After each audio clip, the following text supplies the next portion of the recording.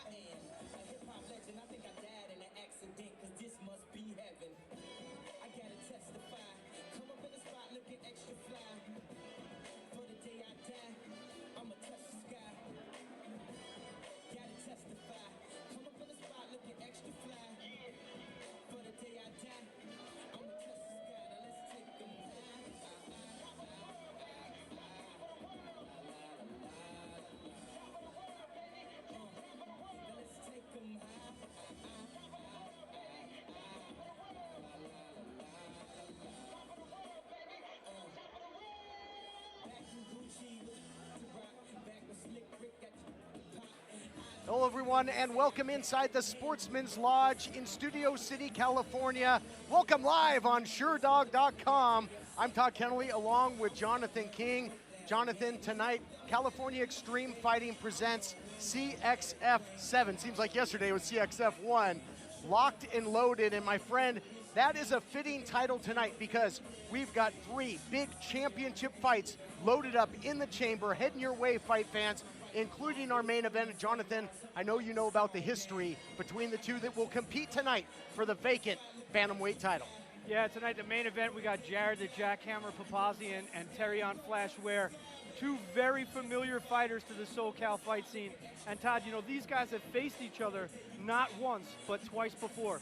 The first time in an MMA cage, Jared the Jackhammer Papazian emerged victorious. The second time, under a different rule set in boxing, Terion Ware was able to use his speed and his quickness and got a decision win of his own right. So now the table is set for the third installment of this Southern California trilogy, and I could not be more excited. A title is on the line. Unbelievable, yeah, and think when the stakes are high. Now, these two have been all over social media. They make no bones about it. These two have a heated rivalry. Now, it started with a lot of respect, but I know you can touch on this. Terion was a much different fighter when he faced his opponent in the first time in the MMA cage to now. He's grown in experience, and he's one of the top bantamweights in the country, maybe in the world. Yeah, the first time these two guys came across each other in a cage, Terion was, I think, only 5-1. Jared Papazian, on the other hand, was a UFC veteran who was just removed from the UFC roster on his way back to the regional scene. It was not the best Jared Papazian, and it was not the best Terion Ware. So you can expect the absolute best versions of these two gentlemen in the cage tonight. No doubt about it, and this for a vacant title. So the gold on the line. Now, these two fighters, folks, Papazian and Ware, are two guys, Jonathan, that can really go the distance. I mean, if you look at their records, Papazian is 20-12. 12 of his victories came by decision, going the distance. On the flip side, Ware, 8 of his 16 victories coming by decision. So they could go into deep water here tonight. Yeah, and there are contrasting styles that end up coming to the same conclusion. Both of these guys end up coming to a lot of decisions.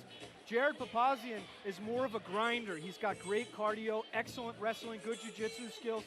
Very easily can grind the fight out 3 rounds on the mat, make it real dirty, and take the fight into deep water where he likes to drown his opponents. Terion Ware, on the contrary, is a much more flashy striker, kind of in a mixed martial arts version of Floyd Mayweather. He doesn't throw a lot of power in every shot that he throws, but volume, lots of volume. Terion Ware throws a lot of punches and kicks, and they come from awkward angles. He's a really difficult fighter to get a beat on. And that's just the first of 3 title fights here tonight.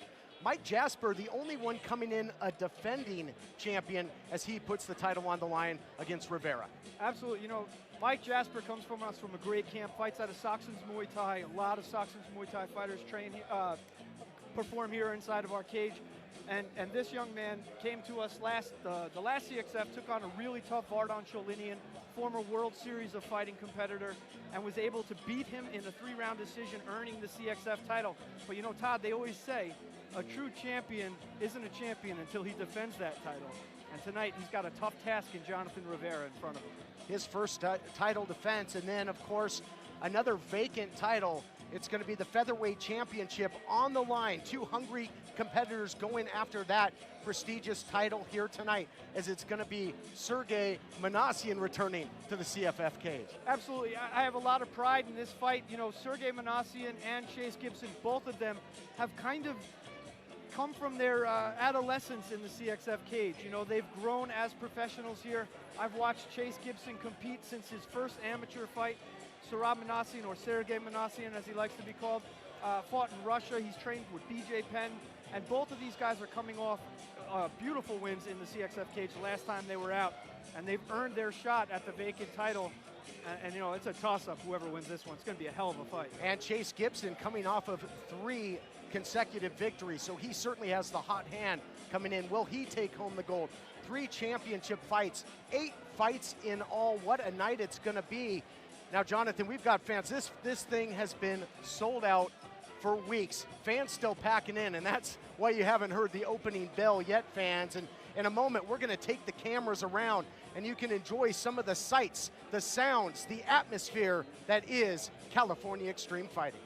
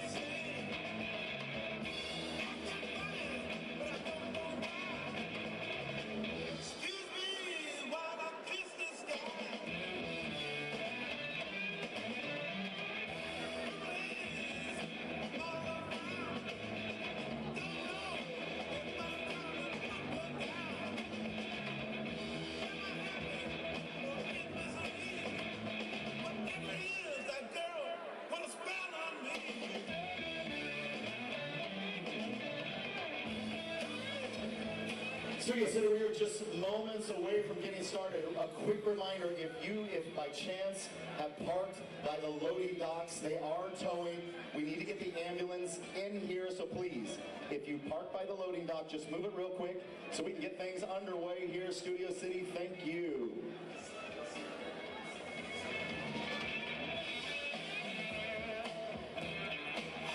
Hello everyone, again, we're here live on SureDog.com in the Sportsman's Lodge, Studio City. We talked about the 3 championship main events coming your way. 3 titles on the line, 1 defending champion, 2 new champions will be crowned. Well, maybe 3 will be crowned tonight, but a big undercard as well, Jonathan King, including fighters that have a lot of UFC and Bellator experience. And when you talk about that, you gotta talk about Chris Saunders. Yeah, you know, Chris Saunders, former UFC veteran, fought in The Ultimate Fighter. Used to go by Kareem Ghazi, sometimes Chris Saunders, a little bit of confusion about his name. But make no mistake, this guy's a beast in the cage. He's got one of the nastiest guillotine chokes in the lightweight division. Equally dangerous on his feet or on the mat. I mean, I'm just real excited to see him back inside the cage. Well, speaking of dangerous on their feet, how about his opponent, Darien Chapman? I mean, you talk about dangerous on your feet, fans. Chapman had one of the highlight reel KOs of California extreme fighting. A big head kick right to the cabeza of Sergey Manassian. Manassian is fighting for a title here tonight, so that just tells you of the level of competition here in CXF. And you know, Darien Chapman himself was in line for that title shot. He lost his last fight, very controversial decision. But as you touched on, this kid is super electric. Don't let his record fool you. He is the Michael Jackson of Muay Thai, that's what I call him. He can throw punches and kicks from angles that you can't even imagine. This guy is obtuse. He's acute. He's everywhere the cage is, and he's super fast. You can tell by his athleticism, just by his entrance. Comes out dancing, real excited, real happy-go-lucky guy, and he just had another child, so he's extra motivated in this fight tonight. Looking forward to that, and then talk about Matt Haggy. Last time he was here, he was ready for action. He was all lathered up, ready to fight. His opponent dropped out, but that wasn't the end of the night for old Matt, was it? No, he you know, like you touched on, his opponent, Matt made weight, was ready to go. His opponent didn't show up. He didn't call and cancel or call out injured. He simply didn't show up. So unfortunately, Matt wasn't able to have an opponent that night, short notice, but he did get engaged inside the CXF cage. And Todd, that's actually the second fighter who's put a ring on someone's finger inside that cage. It's become somewhat of a tradition. Is it going to happen? I know you're a big pro wrestling fan as well. That was a little Macho Man and Elizabeth action right there. But he will be competing, will Matt Haggy, tonight as he takes on Gabriel Green. Tell me about it. Yeah, Gabriel Green's a real tough kid, as tough as the day is long. I mean, he's got heavy hands, good takedowns. He's fought under the bright lights of Bellator MMA before, so you can expect that this guy's really coming in here to put on a show. You talk about heavy hands, I'm going to talk about heavy hitters. Some of the luminaries of the fighting world always show up for California Extreme Fighting, including how fortunate are we to always have on hand as one of our judges the legendary, the incomparable Judo Gene LaBelle in the house again here tonight. You get to call him Judo Gene. Unfortunately, I have to call him Uncle Gene. Uncle Gene LaBelle, the first ever mixed martial artist. According to SureDog.com, Gene LaBelle is the premier mixed martial artist, and it's always great to have Uncle Gene ringside with his lovely wife, you know, judging the action and just bringing a different feel to CXF. You know, the legends definitely do come out. And there you see him, Uncle Gene, Judo Gene LaBelle. He's ready for the action, as we all are, and I'm told we are getting closer and closer to our opening fight. So I know that you can feel that anticipation, just like all the great fans here in the crowd in the arena here tonight and us, but we are getting closer and closer and rounding out our broadcast team. I mean, we have had Hanato Laranja on our broadcast team before. We have had the Queen of Spades, Shayna Baszler, on our team. Rounding out our team tonight, none other than UFC strawweight Heather Jo Clark is going to be handling the in-ring post-fight interviews, and I'm sure she'll put a great spin and expertise on those. Yeah, Heather Jo Clark is absolutely one of the toughest ladies to ever lace up a pair of MMA gloves.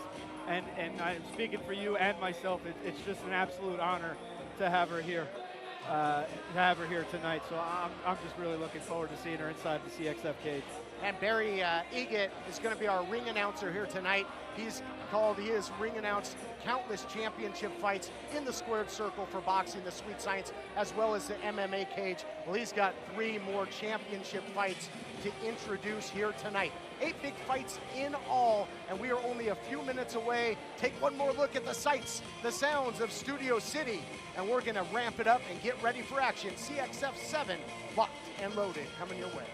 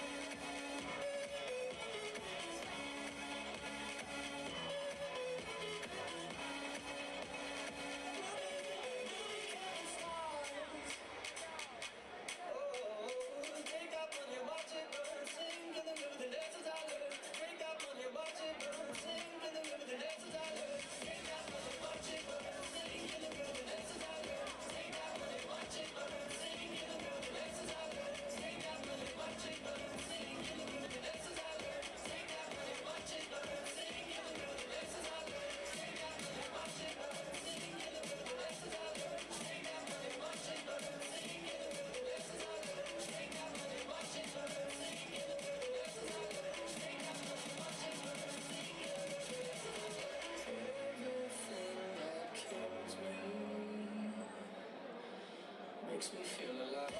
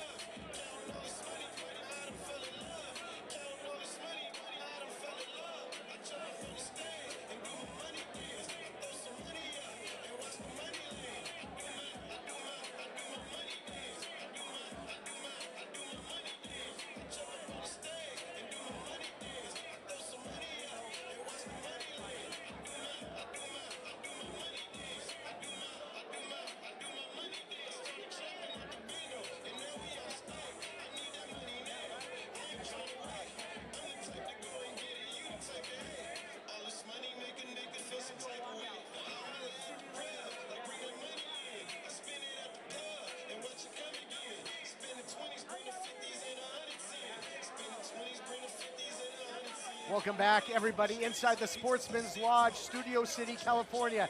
Can you feel it? It is time. CXF7 locked and loaded. Jonathan, we talked about it. 3 huge title fights here tonight, including our main event as Jared the Jackhammer Papazian takes on a man that he is no stranger to, Terion Flashware. The rubber match between these two with the title on the line. Cannot wait for the action. Yeah, you know, if there wasn't enough of a grudge match between these two, you touched on it earlier, they do not like each other. The vitriolic words that started out rather respectful on social media quickly took a turn for the worse these past couple weeks, accusing one of being not a man, another one accusing him not having any punching power. You know, the kind of cuts that go real deep on a fighter. So the rubber match tonight, not only is there a title on the line, but the grudge match just makes it that much sweeter. You know? And it's all come full circle. They first met in the MMA cage, then some sweet science in the ring, in the squared circle in boxing, and now right here. What a way to settle the score. Fittingly enough, on Locked and Loaded inside the CXF cage tonight in our main event. Well, our ring announcer, Barry Inget, is in place, and I'm told that it is just about that time. The action is coming your way. 8 big fights. You know what it is, my friend, my USC roots. At USA Roots, I gotta do it. It is time to fight on.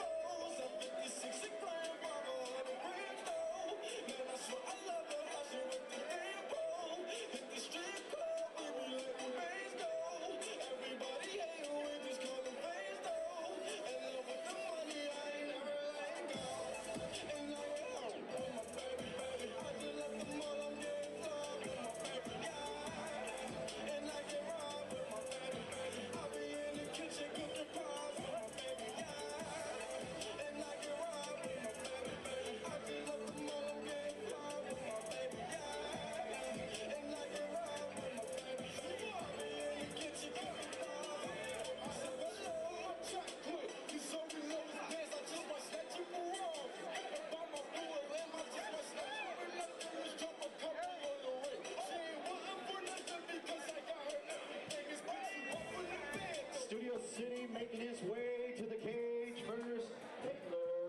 Aguo.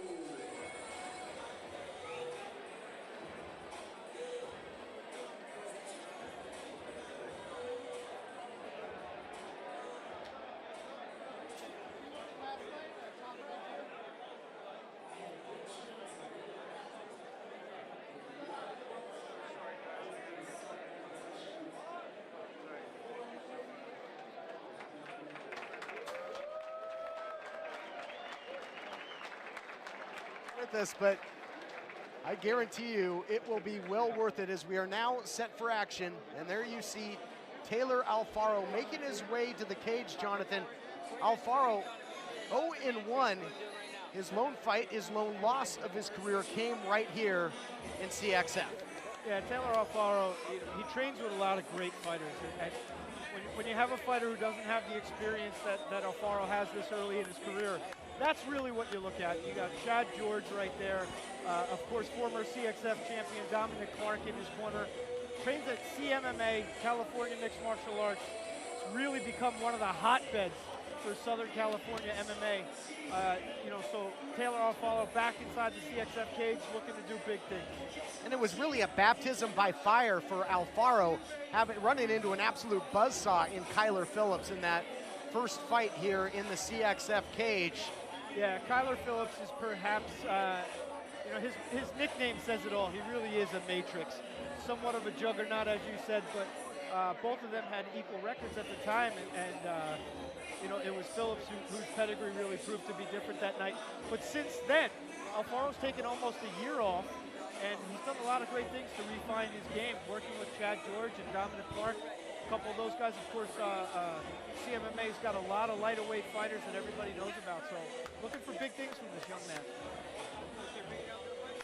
No doubt about it. Cannot wait to get things going again. 8 big fights here tonight. 3 championship bouts. Alfaro also undefeated as an amateur coming into that loss against Kyler Phillips. We'll see if he can rebound and get a little CXF redemption here tonight.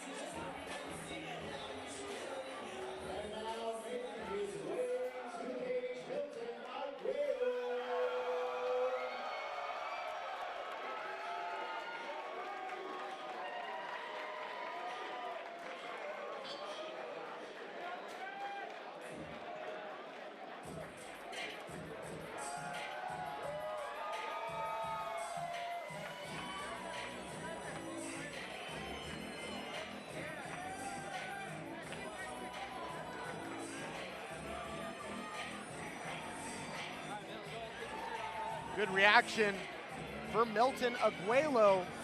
Now Taylor Alfaro knows exactly what's going through his head because Aguo making his pro debut here tonight, much like Alfaro did in his last outing. Yeah, you know, Milton Aguo was chomping at the bit at weigh-ins yesterday, had a few cross words for his opponent at weigh-ins, letting him know that he was going to be here tonight to settle any score that they had inside the cage. You know, Aguo comes into the bout, he was 500 as an amateur, 3-3, making his pro debut tonight. The amateur record goes out the window, Todd, because it's win or learn here or win or learn there, and unfortunately in pro ranks, it's win or lose. That's right, clean slate coming in. Milton Aguo, we'll see what he's capable of here tonight. Now, as a fighter, if you're making your pro debut, help or hindrance to be the first one out of that curtain, have to deal with those butterflies right off the bat? Oh gosh, I'm always the type of guy that likes to face his demons head on. So the longer you run from them, the longer you have to face for them. So if I had my choice, I'd want to be the first one out. No question about it. About ready to set the stage. At this time, we'd like to ask all of you to please rise for the singing of our national anthem. Singing this evening, renowned tenor musician from Southern California. Please welcome Gustavo Hernandez.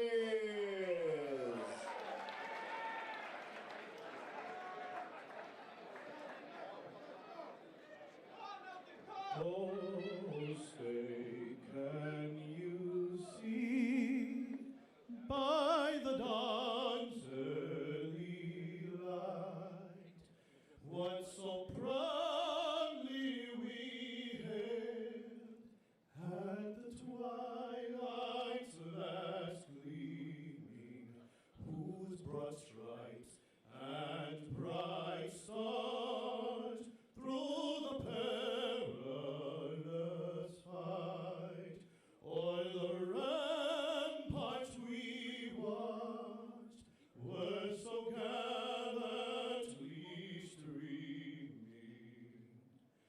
and the rockets ran glare, the bombs bursting in air, gave proof through the night that our flag was still there. Oh, say does that star-spangled banner yet wave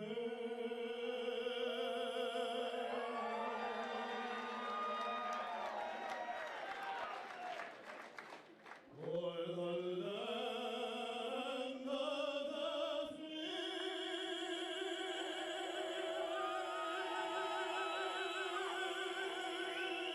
free, and the home of the brave?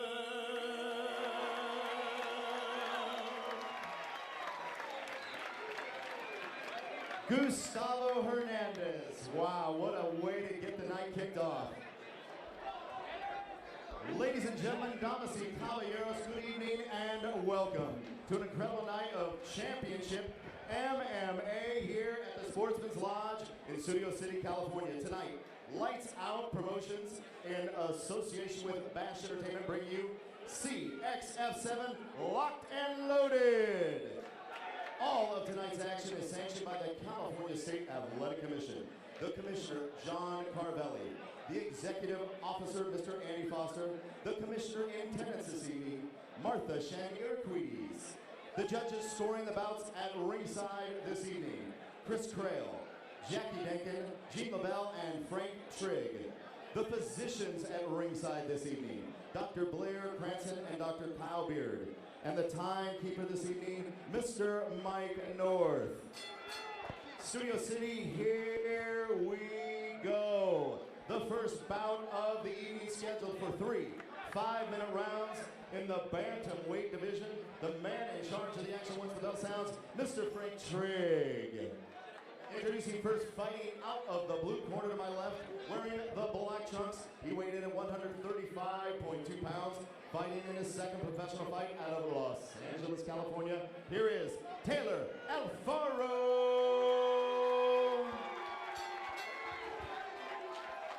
his opponent fighting out of the red corner to my right, wearing the black trunks with the white trim. He weighed in at 136 pounds even. He's making his professional debut from Van Nuys, California. Please welcome Milton Aguo.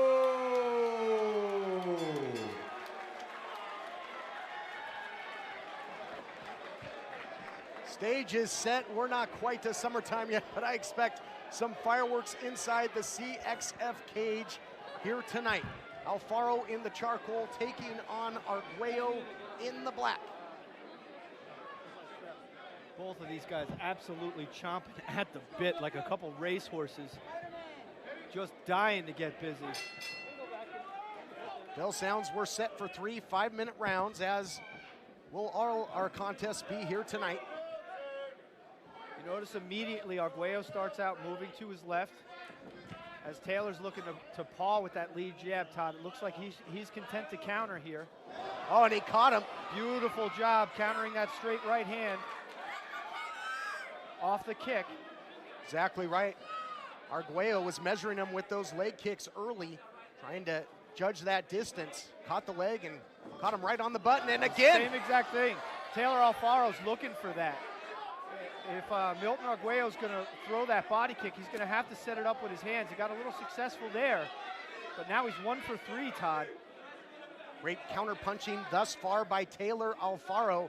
Now, a lot of history to be made here tonight. Jonathan King, 3 title matches, but a whole different kind of history. Head kick attempt there by Aguo. One of these 2 fighters will earn their first ever professional MMA victory in this matchup. Yeah, absolutely. This is where the grass grows. This is the grassroots of mixed martial arts. You're getting a good look at it right now. 2 very well-rounded fighters with a lot of pedigree behind them as we go to the mat here. Looks like Aguo's trying to pop his legs out to close up his guard. There he goes. And he does indeed. Milton Aguo working out of the guard here, and we'll see if Alfaro can perhaps posture up. You notice the way Alfaro's stacking right now as Aguo tries to elevate with his legs. He's not threatening yet with a triangle or anything up top, but he's definitely moving his hips to get himself in position.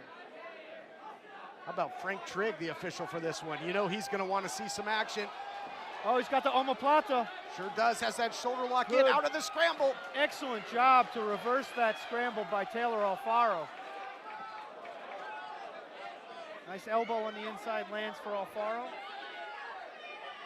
Great action in our first round. 8 big fights tonight, including 3 championship contests. Another takedown attempt there by Alfaro, stuffed by Aguo.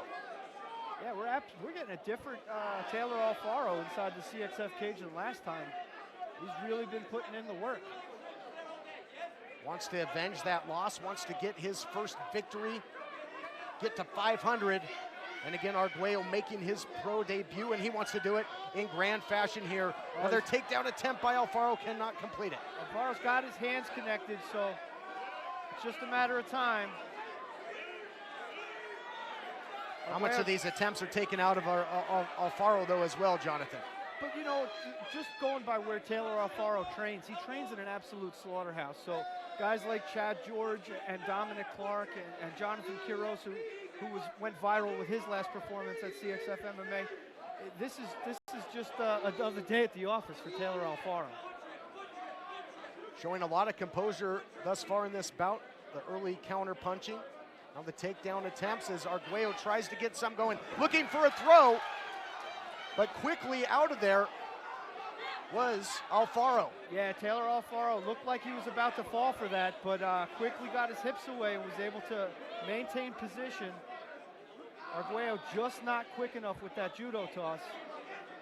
And of course it happens right in front of Gene LaBelle. I'm sure he could give him some tips. Yeah, you think?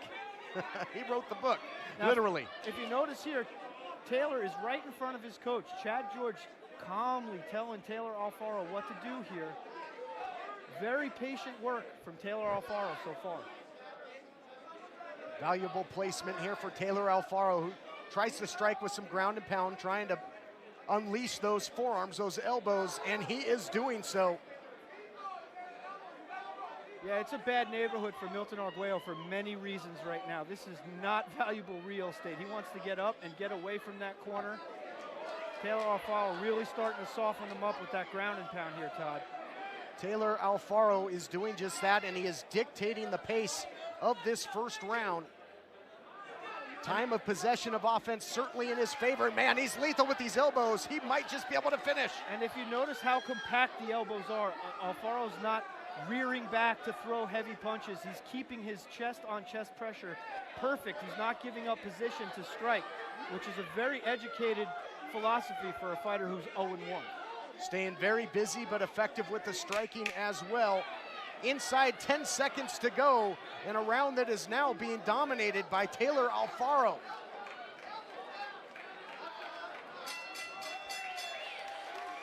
End of one.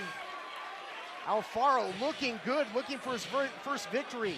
But on the flip side, Milton Arguello did weather the storm and survive, so showing some good poise in his own right in this his professional debut.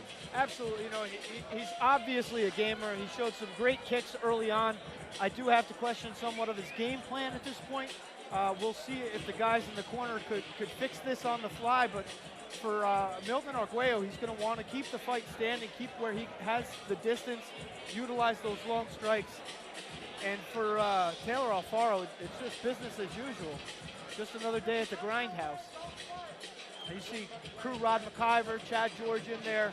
A lot of experience in that corner. So Taylor Alfaro's having a good old time. Arguello's corner working on him there. He ate some serious elbows there in the later part of round one. See if he can rebound. Can Arguello here in round number two?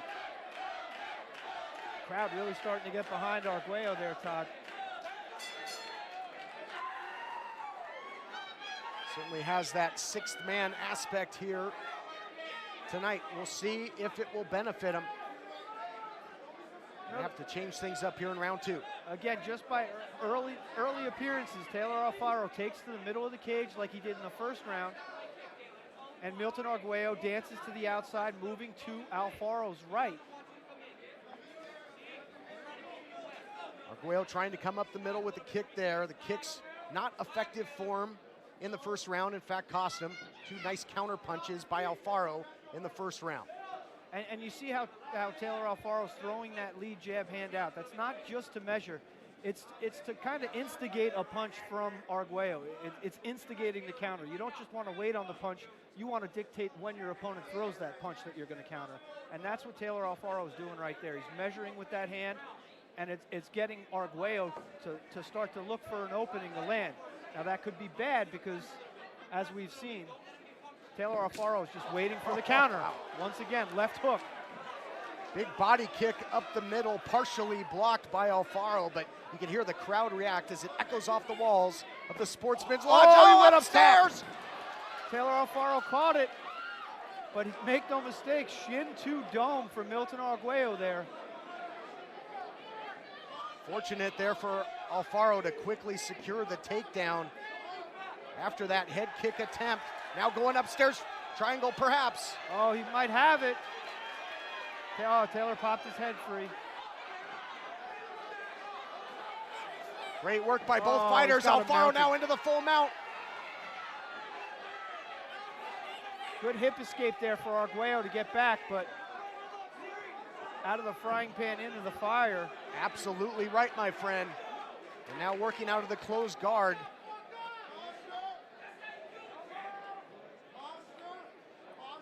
Great flurry of action there from both fighters, and it's Alfaro getting the better of it at this point. And you know, Milton Arguello is going to have to do more than hope Frank Trigg stands this fight up. He's going to have to make some sort of attempt to get back to his feet. Controlling the posture of Alfaro is just not going to be enough to get Frank Trigg to stand this fight back up. Well, and that's the one thing that he doesn't want is Arguello is that posturing up and more elbows. He ate his fair share of them at the end of round one. And you know, this could be a little bit of play into a little bit of the experience of Arguello here, because he's in the perfect situation here to wall walk. Am I correct, Heather Jo Clark? But he's not really popping himself back to get his hips flush to the fence so he can get back up. He seems like he's just trying to control the posture here. Yeah, Heather Jo Clark, UFC strawweight fighter with us, not on headsets, but she will be getting into the cage for post-fights interview, but a great resource for us, Jonathan King, to have her in such close proximity. Yeah, it makes me sound smart, so I'm going to keep her next to me as long as I can. Trying to do just that, as you mentioned. Arguello trying to wall walk, trying to reverse his fortunes and his position, thus far to no avail. Yeah, and you know, Arguello's doing a much better job now of controlling the posture of, Frank Trigg pulling his toes out of the cage there. You're not allowed to grip the cage with your hands or your toes. A lot of people don't know that, but excellent referee work from Frank Trigg there. And as we saw in round one, excellent ground control by Alfaro. As Arguello gets back to his feet. Looked like Alfaro landed a nice knee to the head in there too. Arguello was not grounded. Gotta think this is where Milton Arguello wants to be. Maybe gonna try and unleash another head kick if the opportunity rises. You know, I gotta say, I always knew Taylor Alfaro was a heck of an athlete, but he's really showed how far his game has come. Intelligently fighting in there, well above his years, counter-striking, a more aggressive fighter, and dictating the pace both on the feet and on the ground. Nobody home for the looping right hand of Milton Arguello. Oh, counter punch again by Alfaro. Arguello was momentarily stunned there. Man, great action back and forth. Every time Milton Arguello threatens with the kick, he eats one of Taylor Alfaro's potatoes. Whether it's a left or a right, there's a lot of marking on the eye of Arguello as these guys are going back and forth. Oh, flying knee attempt by Arguello. Boy, he's flashy, but he's just not hitting pay dirt. Round two comes to a close with an all-out flurry. Great action throughout, and my friend, we were going to be heading to the third and decisive round. Jonathan King, how do you see it after two? You know, I have the fight 2 rounds to none for Taylor Alfaro for the groundwork, but the last few seconds of that round, Arguello was able to bust open Alfaro's head pretty badly. Alfaro was able to, they're working on the eyes, the veteran cutman Jake Weiss in there working on the eyes of Milton Arguello right now. Cupcake trying to get the swelling down, but both of these guys are landing heavy shots, Todd, and I have the fight scored for Alfaro so far. How about you? Yeah, I hear you. I think 2018 by my reckoning, but we'll see what happens. Third and final round, and the crowd is certainly into this. Great way to kick off the action at Locked and Loaded. That's one hell of a curtain jerker, isn't it? Sure is.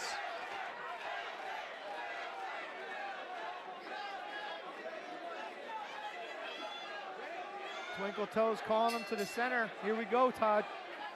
5 more minutes to work. If you're Arguello, sense of urgency creeps in. So Arguello have to finish at this point. You know, on my scorecards, a 10-8, if he's able to get a 10-8 here, it depends. The judges very easily could have scored that first round a 10-8. I didn't score a 10-8, but it's very possible that 1 or 2 of them saw it that way because of the riding time that Alfaro was able to put together. Now you can see Alfaro's really starting to, I can't tell if he's tired or if he's just sticking to that counter punch game plan. Well, it certainly has worked for him throughout. And as they say, sometimes best offense, a good defense. Looping left attempt there by Taylor Alfaro. Looked like a little bit of a low shot there, but these two keep going. Some blood from the bridge of the nose of Alfaro now. Taylor Alfaro again effectively catching the kicks of Arguello. Can he finish the takedown here? And that would put a big exclamation point on this one, and he does. Yeah, you know, he had his hands connected there. Arguello was trying to fight the balance to keep his feet, and he should have tried to fight the hands, in my opinion. And now he's underneath the stifling ground game of Taylor Alfaro once again. And this is CMMA at its best right here. This is what you're witnessing here, Todd. This is the Chad George pedigree that he puts his fighters through, an absolute grindhouse of a gym.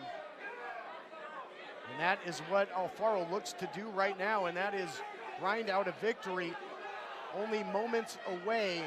This is not a position that has been able to bode well for Aguo throughout this fight.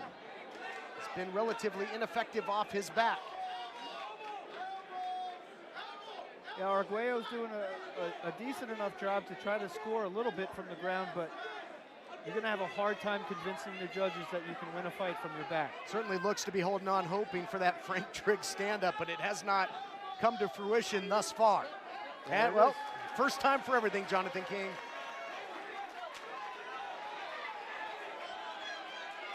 And this gives Aguo that puncher's chance, or in his case, that kicker's chance.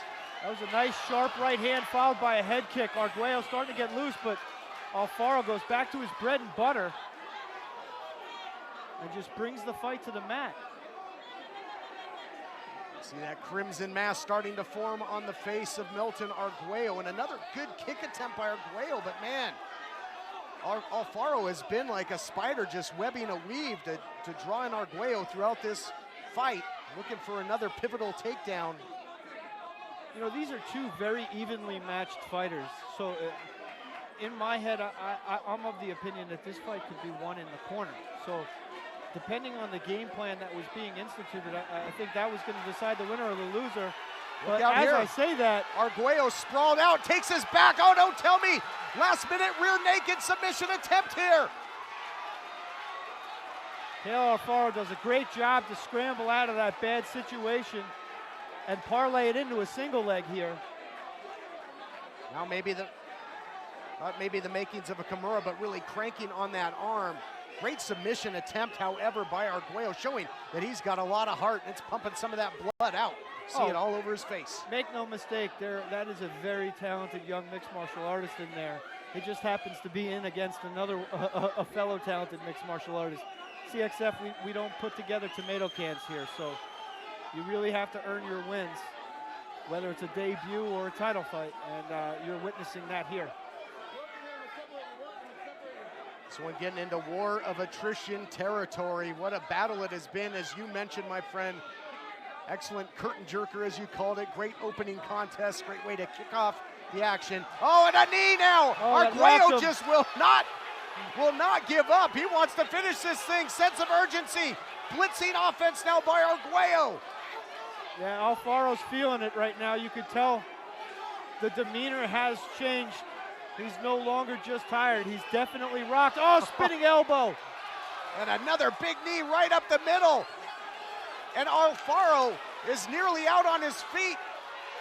Aguo has got to keep the pedal to the metal here, Jonathan King. Yeah, Frank Triggs getting a real close look at Taylor Alfaro here.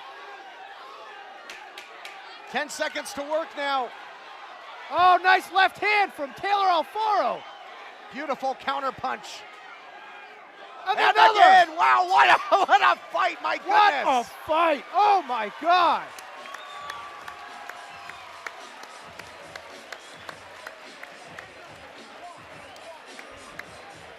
What a battle, unbelievable.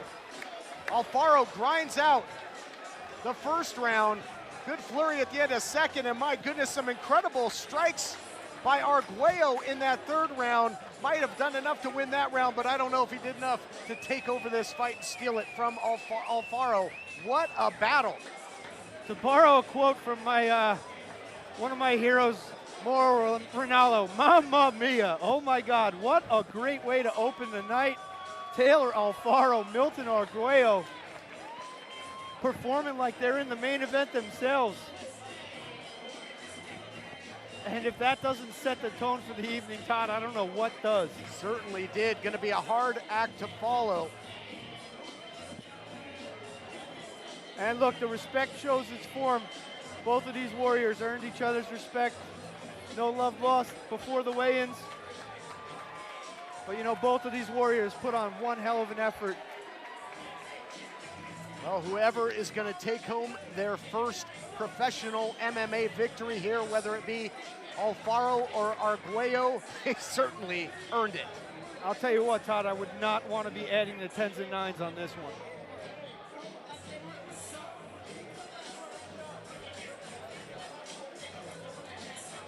Alfaro. We await the decision. Again, just an absolute war. What a great opening contest. We hope that you're enjoying the action here live on SureDog.com. Tell your friends, free fights live, 3 title fights yet to come. Thank you for bringing us into your living room, wherever you may be. Not only do we have great fights tonight, but Todd, we're on a website like SureDog, streaming live across the world. Can it get any better than that? SureDog's the go-to. You need stats, you need articles, you need info on the world of MMA, you go there, and now we go up to our ring announcer. How about a big round of applause for these 2 valiant warriors?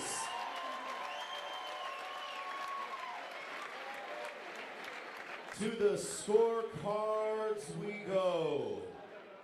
Judge Jackie Denkin scores the bout 29-27. Judges Chris Crail and Jean LaBelle score the bout 29-28 for the winner. By unanimous decision, Taylor Alfaro!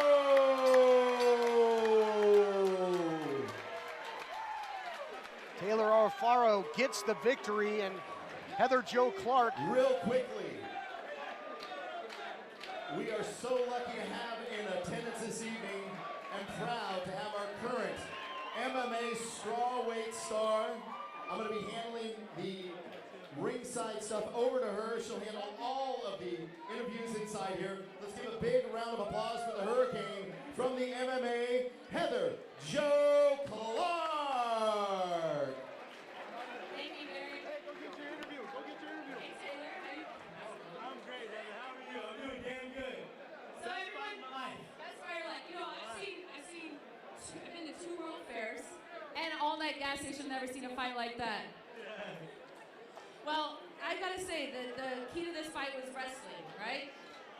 Was that the game plan the whole time? Was to just go in there, time that kick, and you know, hit him with that overhand left, or take him down? No, we trained everywhere. I thought I was gonna knock him out of feet. Obviously didn't happen. But you know, I'm getting catching kicks and getting counting off him. So every time he was throwing that outside kick, I was chopping up, eating for breakfast. It was great timing. It was, that ground and pound was vicious. You stayed calm the whole time, standing on your feet, on the ground. You were calm and collected. Was there any time in the fight where you felt a little bit worried, maybe when you got a head kicked over here, but didn't seem to faze you at all? I felt the head kick, but the biggest shot I felt that hurt me was the knee at the end of the second. And I'm like, oh shit, it was right there around. And then I'm like, damn, I'm starting to feel a little tired. And then my corner, I knew that was was like, oh shit, there it is. And then I felt it dripping out. I was like, I'm freaking cut. It didn't seem to faze you. You were excellent tonight. Congratulations on your victory. You want to send a shout out? Okay, shout out to my whole squad, CMMA, Team Victor Muay Thai. Shout out to my coaches, Chad George, Kuram McKibben, my management, Danny Collins, and shout out to moms. Always love you, Kathy. But big thing, I almost lost my life Wednesday. I was in a car accident, and I came out unscathed, and then I ended up finding out.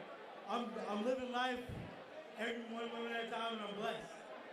I'm blessed. Give it up, you guys, for your winner, Taylor.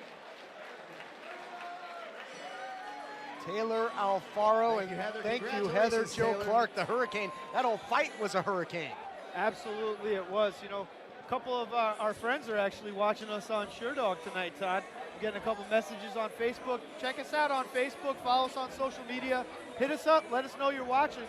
One of the top welterweights in Southern California, Joshua Making El Rey his Alviles, way ACB to fighter the watching at cage home. first. Shout out to you, El Rey. Thanks for watching. Studio City. Here is Dear Me Street.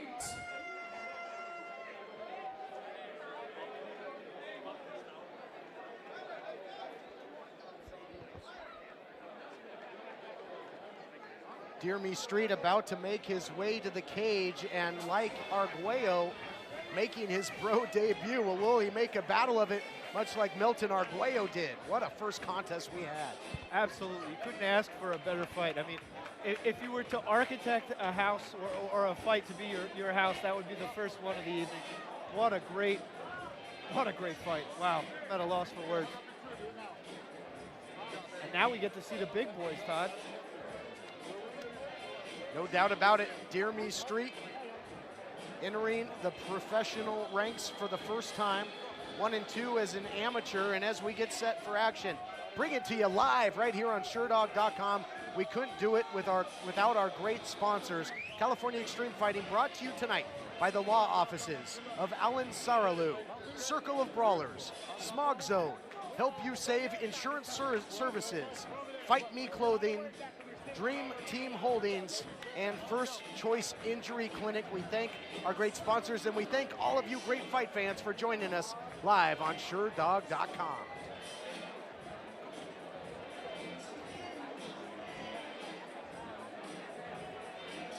Yeah, it should be mentioned, Todd, that Dear Me Street took this fight on short notice. So hats off to this young man for making his pro debut on less than 7 days' notice. Looks to come in great shape. As they say in the fight game, you always have to be ready. You never know when that opportunity is going to come to light. Big opportunity here for Dear Me Street, but he's got a tough road ahead of him. Yeah, he certainly does. His opponent tonight, somewhat of a juggernaut in the middleweight division, Edmond Shabazian. And now making his way to the cage, Edmond Shabazian. Speak of the devil, and he shall arrive, Todd.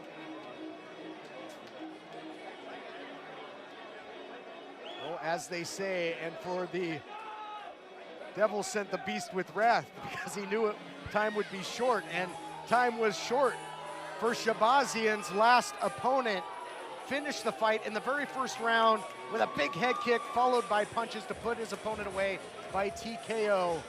This guy can catch lightning in the bottle. Yeah, you see there with Martin Barbarian, wrestling coach, his brother in the background, Leon Shabazian, our former champion Alfred Kashakian there, Sevaka Hojanian, and then of course the architect at Glendale Fighting Club, Edmond Tarverdian.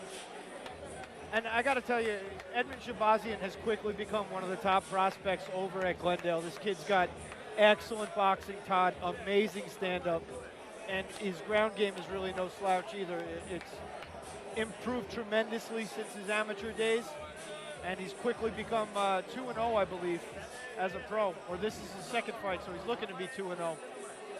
Absolutely, and as you mentioned, flanking him, Alfred Kashakian never lost the CXF Bantamweight title, vacated it to move on in his career, and in a way I'm glad he did, because that allows that Bantamweight title to be on the line later on in our main event. Cannot wait for that. Absolutely, the CXF title is transient. It's never going to be in one place for too long. We have too many prospects, too many guys looking to get their shot. Studio City, this next bout is scheduled for 3 5-minute rounds in the middleweight division. The man in charge of the action once the bell sounds, Mr. Michael Bell. Introducing first, fighting out of the blue corner to my left, wearing the black trunks with a white trim. He weighed in at 181 pounds, making his professional debut out of Ontario, California. Here is Dear Me Street. And his opponent fighting out of the red corner to my right, wearing the silver trunks with a black trim. He is undefeated, 2 wins, no defeats, from Los Angeles, California. Please welcome Edmond Shabazian.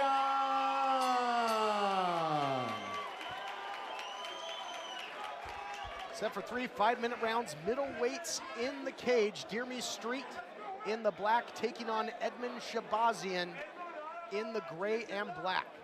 Second fight of the night, 8 big fights, including 3 title contests. Cannot wait for that bell to sound when we get back to the action. Had a great first fight and looking to follow up that momentum right here with our second. Started off with a little bit of lightning, and now we get the thunder, Todd. Well, Shabazian can bring it, and we'll see what Dear Me Street has in store for his pro debut. Bell sounds, and we are set for action in the middleweight division. No touch of the gloves, you'll notice. Both these guys come out ready for war. Street trying to get the tie plum, but the height of Shabazian really starting to be an issue for him. He goes back to his boxing, looking to set up the 1-2, establish some range here. Jeremy Street trying to bully Shabazian here, Todd. Certainly was, tried to bull rush him up against that cage, and now trying to change levels, looking for the takedown on Shabazian. Oh, wow, what a beautiful takedown sweep to there. the back. Excellent job by Shabazian, turning the corner and using a little bit of a trip sweep there to bring the fight to the mat. I think this is where Jeremy Street wanted to bring the fight, but he didn't want to bring the fight this way to the mat. Shabazian in control here. He is indeed, side control for that matter. Oh, he's got the arm. Good job by Jeremy Street to get out of one arm bar, but he's got it into another Jeremy's one. gonna try and power him up here, it looks like. But that arm in danger, really cranking it now. Is Edmond Shabazian. If Edmond Shabazian's able to get belly down, Wow. this fight's gonna be over. Oh! You talk about Marlon Ronaldo, he's been calling some wrestling. That was a power bomb there by Jeremy Street, but still in harm's way here, Jonathan. Yeah, that's not the move. He wants to pull his arm through the lock. Power bombing him, it can actually make the arm bar deeper, but he's able to get free. Good job by Jeremy Street. Jeremy Street tries to counter with a body kick, keep the pedal to the metal, but Shabazian out of there. Great action on the feet and on the mat here in the second of 8 big fights here tonight. Very impressed with Jeremy Street, man. 6 days notice he comes in here and he's throwing. Again, Jeremy Street in his very first professional bout here. A little bit of a bulldozer takedown there from Shabazian. What he lacked in technique, he provided in strength. Allowed Jeremy Street to get back to his feet though, but it might not be for long for pinpoint strikes like this. The educated hands of Shabazian really starting to make their mark here late in the first round. And having to escape the submission attempts, you can see are probably wearing on Jeremy Street as well. Looking awfully fatigued here. Ooh, sharp right hand lands for Jeremy Street. But Shabazian able to push him back in the corner. Oh, it's like rock'em sock'em robots, Todd. Sure is, and now just powers him down where he can start to score with the ground and pound. Jeremy Street trying to survive and weather the storm here. Very impressed with Jeremy Street so far. Great composure, we know how tough Shabazian is. Walked right through his first opponent, but it might be more of the same. Unanswered Right shots here. Right and Referee left. Mike Bell taking a good look, and that's gonna do it.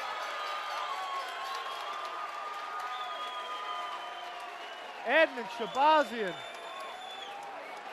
with a hard-fought first round victory here, Todd. My God, this kid's dangerous. Second consecutive victory by way of TKO by strikes in the very first round. But man, short notice, pro debut, impressive upside in a losing effort by Jeremy Street. Yeah, it's good to see Jeremy Street doesn't seem to be too badly beat up. He seems to be in good spirits, and hats off to this young man. He came in and performed on very short notice and did a damn good job. Just too much, too quick being thrown at him by Edmond Shabazian. Second fight with a whole lot of fireworks, Jonathan King, and we're still just getting started. What a night we have in store. Absolutely, it's going to be a battle every single time out in the cage tonight. These matchups that Carlos Ramirez and promoter George Papazian carefully crafted. It's going to be one hell of a night. Even when we have a short, last-minute fallout, we get a hell of a fight, you know? Yeah, Jeremy Street showed up prepared. With short notice, was ready to go. Gave a real good go at Shabazian. Shabazian, man, this youngster is impressive.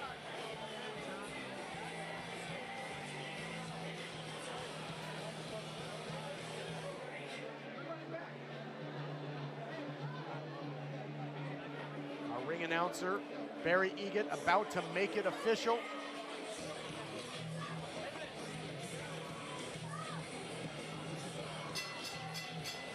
Studio City referee Michael Bell stepped in to stop about 3 minutes, 16 seconds into round number 1 for the winner. By way of TKO and still undefeated, Edmond Shabazian. Our colleague, Heather Jo Clark, getting in position to get a word with the winner, Edmond Shabazian.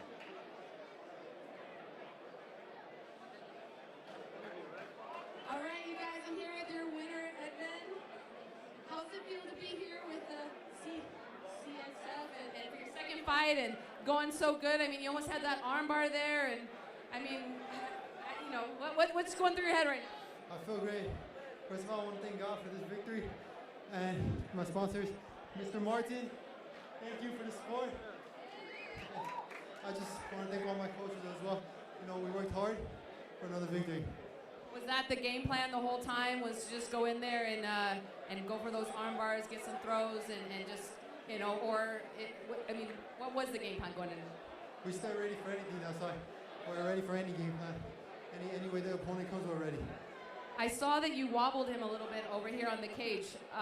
What were you thinking? Were you thinking like, this is my time, I gotta go now? I saw him wobble. That's why I swerved on him right after. I saw him here. All right, I have one question from you. One of the judges wanted me to ask you. He said your brother's also an MMA fighter, and he wanted to know which one of you is better looking. Oh, which one? I don't know. People have to be the judge of that. He's better looking. All right, congratulations on your victory. Give it up, you guys. Thank you. What a win there by Edmond Shabazian. Real quick, we'd like to thank some of our incredible sponsors this evening. CXF7, the law offices of Alan Saralou, the Circle of Brawlers, the new face of MMA, Hybrid Boost, the official supplements, the Avity Auto Group, your car guide. We'd also like to thank the Smog Zone, Help You Save Insurance, Fight Me Clothing, Dream Team Holdings, First Choice Injury Clinic, Security Specialist, and Dr. Jack H. Demerchian. Thank you to all of our sponsors for tonight. Championship fighting here, MMA CXF7 Studio City.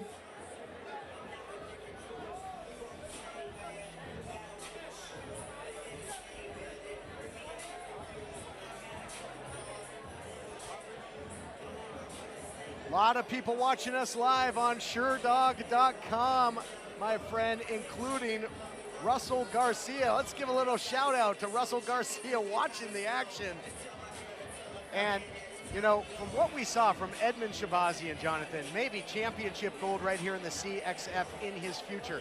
But we're not going to have to wait long. Normally, you're going to stack those title fights up at the end of the card. Our first of 3 championship bouts coming up next, and our only defending champion of the bunch.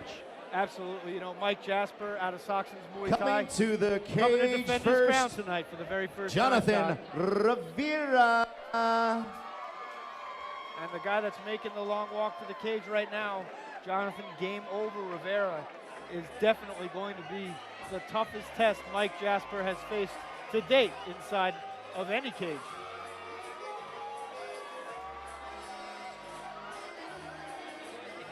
There you get a good look at him. Jonathan Rivera, a veteran of the Bellator cage as well, comes in with a record of 4-1. 2 of his victories by knockout, 2 by submission, making his CXF debut. But what a way to make your debut, thrown right into the mix into championship action. So a golden opportunity tonight for Jonathan Rivera. Absolutely. You know, CXF prides itself on being a gateway to the bigger shows like Bellator, MMA, and the UFC. This young gentleman is coming through the gate the opposite direction, but make no mistake, he's trying to get back to that level, and CXF is the platform for him to do that. And what better platform than walking into a title fight, like you said. You mentioned it, game over, Jonathan Rivera, but will it be title reign over for the defending champion, Mike Jasper? That remains to be seen with the CXF welterweight title on the line.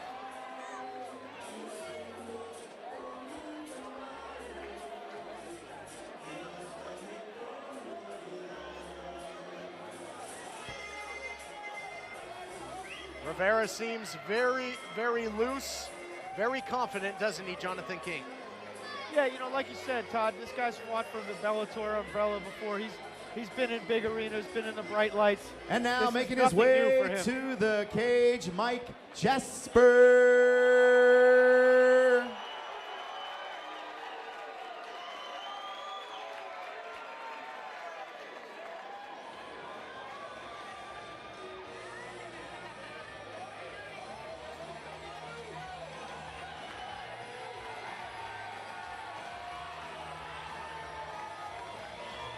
There's the reigning defending CXF welterweight title holder, Mike Jasper, making his very first title defense, coming in with a record of 11-4, 7 of those wins by way of knockout, 1 submission, 3 decisions. He's coming off of a decision victory right here in the CXF over Vardan Sholinian. That is how he took home the gold. Yeah, and that was a back and forth absolute war that went the distance. Neither one of those men could lift their hands afterwards. So they had to lift Jasper's for him when they declared him the winner. But you see a who's who of Southern California mixed martial artists in this corner. Kyle Estrada right there, Eddie Jackson, Georgie Garcia, everybody over at Soxon's Muay Thai, head coach Julio Trana Jr., Brian Del Rosario over there as well. He was supposed to fight on this card. An absolute beast training in that gym, so you know this guy's done the work and he's prepared for battle tonight.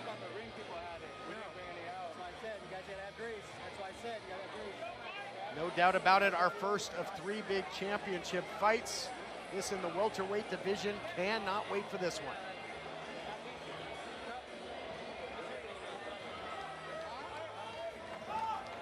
CXF welterweight champion Mike Jasper having a couple last-minute issues there with veteran referee Mike Bell, but they appear to have everything worked out.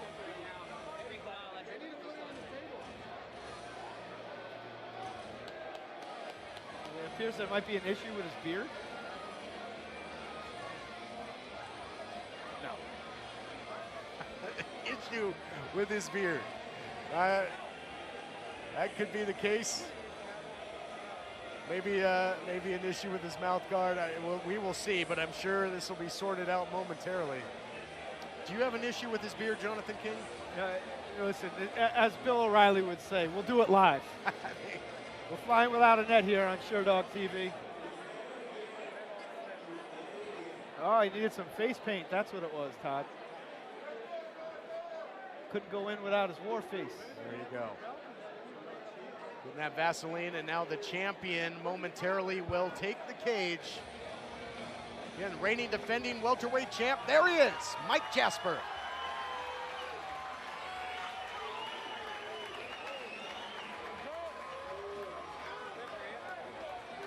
Jasper's one of those fighters, when he steps inside the cage, the hair on my arms just stands on end. Studio City, this next bout is scheduled for 3 5-minute rounds, and it is for the CXF welterweight title.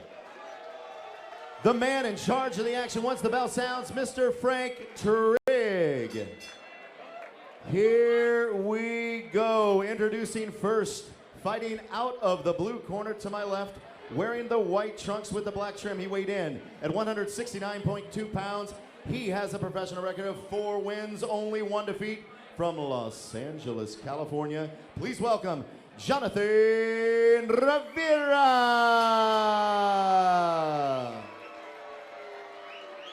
And his opponent fighting out of the red corner to my right, wearing the black trunks with the red trim. He weighed in at 169.4 pounds.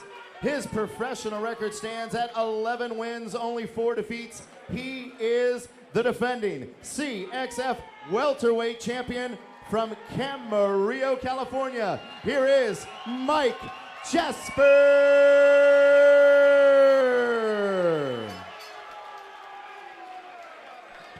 Stage is set for our first of 3 title fights here tonight. Defending champion Mike Jasper in the red and black, taking on the challenger Jonathan Rivera. Rivera's lone loss of his career coming inside the Bellator cage. Rivera makes his CXF debut here tonight with championship aspirations. Nice touch of the gloves. High kick blocked from Jasper, by Jasper. Rivera really starting out, trying to get busy here. Looking to set a frenetic pace. Slips on the head kick, and Jasper pounces. Swing and a miss there by Rivera, but the champion, Jasper, not able to immediately capitalize. Yeah, Rivera was able to get a hold of the single leg as Jasper tried to pounce to capitalize on the slip there. Now Rivera looking to soften up the champion on the ground. Rivera trying to pepper him with the strikes. Now going to take the back of the champion. Nice start here by the challenger, Jonathan Rivera. Time to get those hooks in, Jonathan. Mike Jasper's going to have to get back to his feet here. Oh, he's flattened out. This is very bad for the champion. We're going to see very quickly what the champion is made of. They're looking for the choke. Boy, if Rivera can secure this, how shocking would that be if he can put away the champion in emphatic fashion? He's got the body lock on as well. Absolutely, and that's really going to wear on the cardio of Jasper here early in the fight. Even if Rivera's unable to secure a finish, he's just grinding down the pencil that is Mike Jasper right now. And pretty soon it's just going to be a point and an eraser left. Oh, that's under the throat, under the chin. Jasper is trying to get wrist control there and alleviate one of those arms. Oh, this is deep. Wow. Like the quicksand, the more you struggle, the deeper you get. Rivera going to work. Good job fighting the hands by Jasper so far, looking to turn into this choke. But that body lock is really preventing him from doing anything here. You're absolutely correct. That body lock's so tight, he just can't spin out. But the champion showing a lot of composure, not panicking. But this is not the start that Jasper wanted, clearly.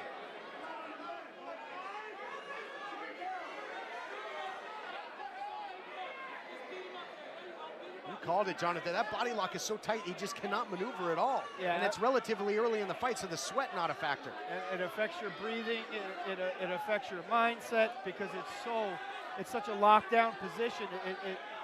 You see as Jasper tries to turn in, all Rivera has to do is slightly adjust his legs to maintain position here. And now he's mounted him.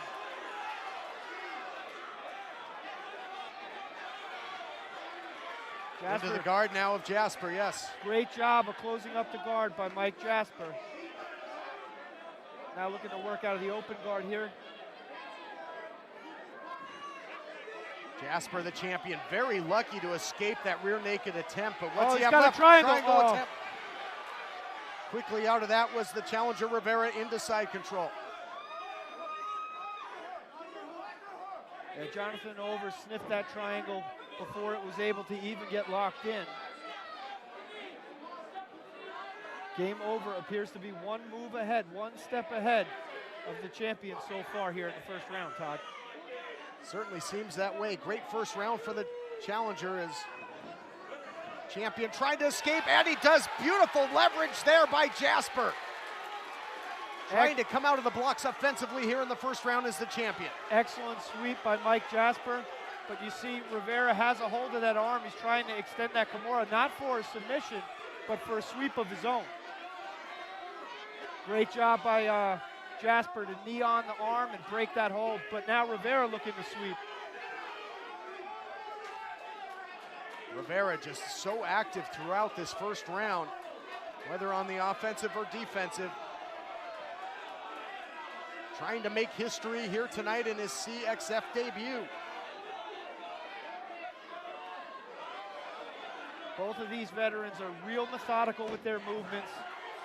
Oh, Rivera now with a beautiful sweep.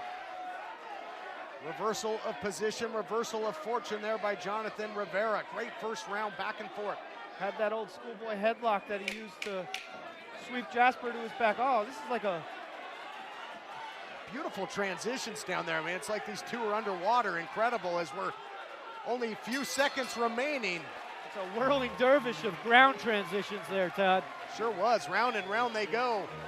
Where they stop, I don't think either man knows, but I know this. We're heading to the second round with the welterweight title up for grabs. You see in Jonathan Rivera's corner, you got former UFC and Bellator fighter Antonio McGee, one of Southern California's greatest fighters of all time. Of course, his son Anthony McGee Jr. making big waves in Bellator's, I believe, featherweight division, lightweight division. Undefeated so far, I believe. Chip off the old block just like his old man. Yeah, I'll tell you what, that kid is exciting to watch. Had a chance to call and watch a couple of McGee Jr.'s amateur bouts and get down MMA. He's incredible. Like you said, the apple did not fall far from the tree. But who is going to take home the welterweight title in this one? That is the question to be debated. Tough first round for the champion, the incumbent, Mike Jasper. Yeah, again, making it real difficult for the judges ringside. It was a back and forth round, but I had to give it to the challenger based on the early work. Great sportsmanship. The two touch gloves to start round two. Now Jasper has what appears to be somewhat of a chancery front face lock. Rivera tries to bulldog his way through it, able to parlay it into a single leg here. Let's see if he can do anything with it. Nice defense thus far by the champion. And again, just the way these two move on the mat, just a beautiful thing to behold. It absolutely is. It's not the movements that you see, it's the movements that you don't see. You don't see any wasted movements. These guys are like I said, they're veterans of the sport. They've been here before. Extremely well-rounded. So you can expect a chess match, not a checkers match between these two, Todd. The proverbial human game of chess, but a more measured, slow pace to start round two. That first round, I think, took a lot out of both. Takedown attempt by the champion. Trying to pop the hips. Beautiful sit-down takedown for Mike Jasper there. And he uses it immediately to sink the hooks in.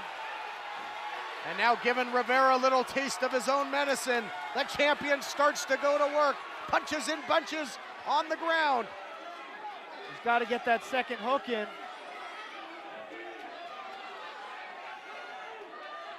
Otherwise, he could end up on his back here. Jasper needs to adjust. Good job from Jonathan. Game over Rivera to turn into that. Needs a couple paintbrushes to the side of the head. Did, yes. Nice hammer fist there by the champion, Mike Jasper.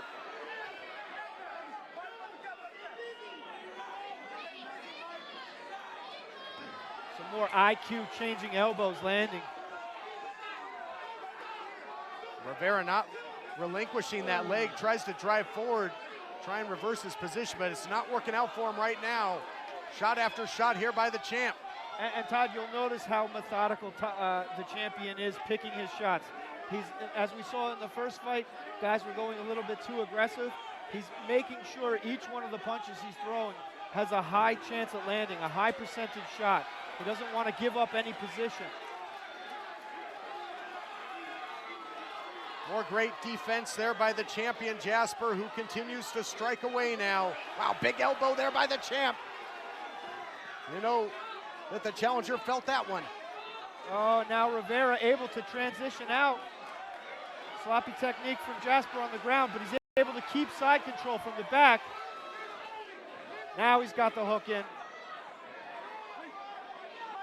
Looks like the challenger, Jonathan Rivera, has lost a lot of starch in this one.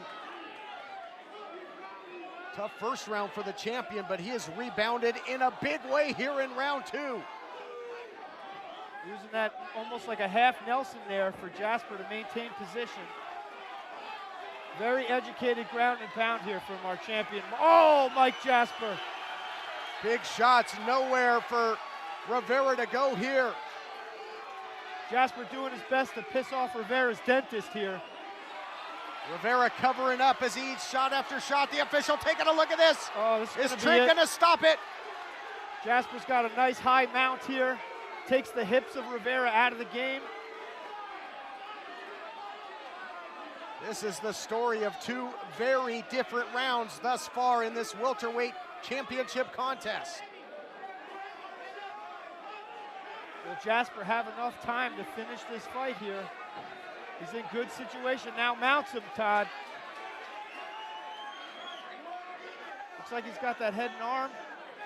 He's trying to step over to side control perhaps to finish it. Elected to do so, but now trapped in that half guard. Maybe he was going to try and get to the side and really crank.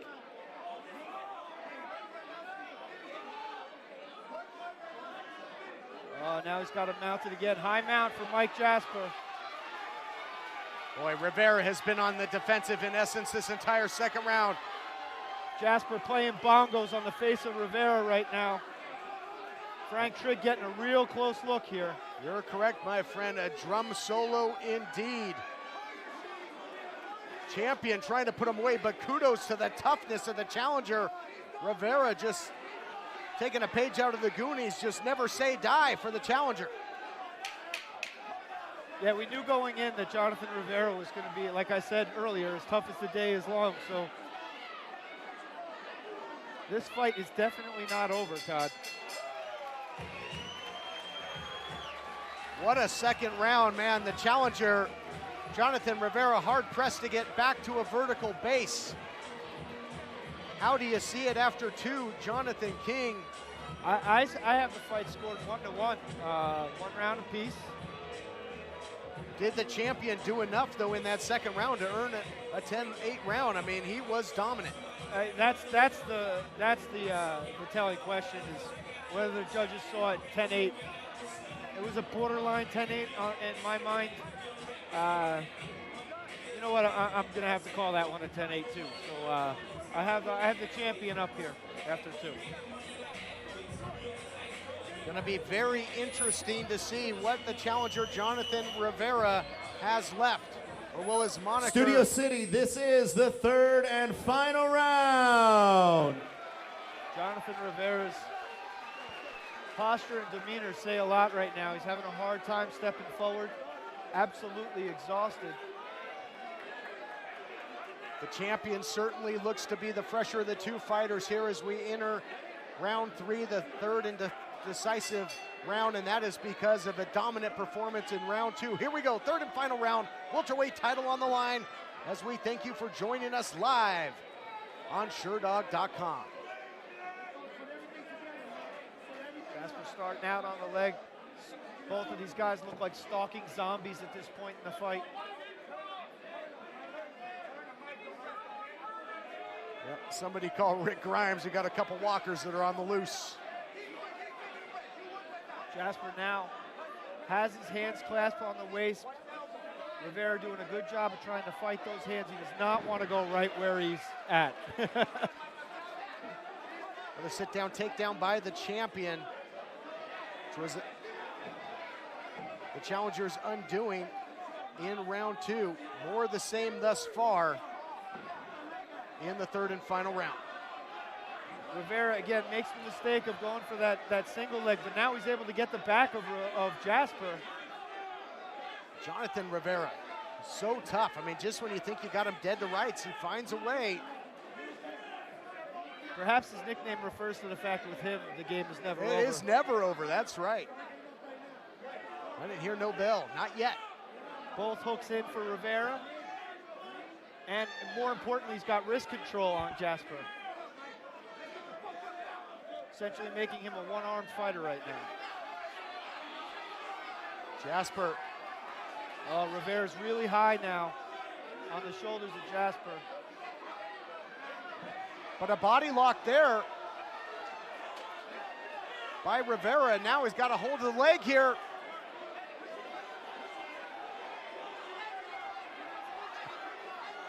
I hope the champion got a good stretch before this one. Being informed by UFC fighter Heather Jo Clark that that's what they call in 10th Planet as the truck position. Mike Jasper works his way through some of the Eddie Bravo magic. And that perhaps was a last-ditch effort there by Rivera. Might have taken, he does not have a lot left in that gas tank, and this isn't going to do him any favors. The full mount by the champion, Mike Jasper. Oh, Jasper got a little sloppy on the back take there. Well, this has turned into a grappling affair in the third round here, Jonathan. Yeah, and it's taken place mostly on Jonathan Rivera's front porch here. It's going to be hard to win a fight when you're on somebody else's front porch. Well, we'll see. You know, Rivera had a very close submission attempt with the rear naked in round one. Again, this could become very interesting if Rivera can keep up the cage control to see how the judges did in fact score that second round. Heavy chest pressure right now for Jonathan Rivera. He's looking to maintain position here. But, you know, people don't realize how hard technique is to execute after you've spent 10 minutes breathing heavily, enduring physical conflict. No question, it pretty much goes out the window, doesn't it? Comes down to heart. Who wants it more, champion or challenger? Real bad head position there for Jonathan Rivera, and Mike Jasper's making him pay for it. Looking to transition to his back. Rivera quickly flattens out, looking to close up his guard. Got to think this is exactly where the champ wants to be en route to hopefully, on his part, defending the title. But don't count out Rivera just yet. Yeah, Rivera does a good job of baiting Jasper from the bottom. He sets him one way and then bucks another, but he might be a little bit too tired right now. Jasper's able to sense the shift in weight and has been pretty much able to snuff it out from this position. Rivera's shown a ton of heart, but I just question what he possibly has left. Jonathan Rivera came here to fight for a title tonight, and that is obvious. Oh, he's got a leg lock, looking to roll through. Good job by Mike Jasper to use his other leg to push free. And you talked about the fatigue factor at this point in the fight. Seconds to go. Rivera attempting to survive against the barrage of the champion. Wow! At the last split second, my goodness! Mike Jasper has defended his title. He's injured. He's injured. We need to get the doctor in the ring. Both fighters are injured. Jasper holding on to his hamstring.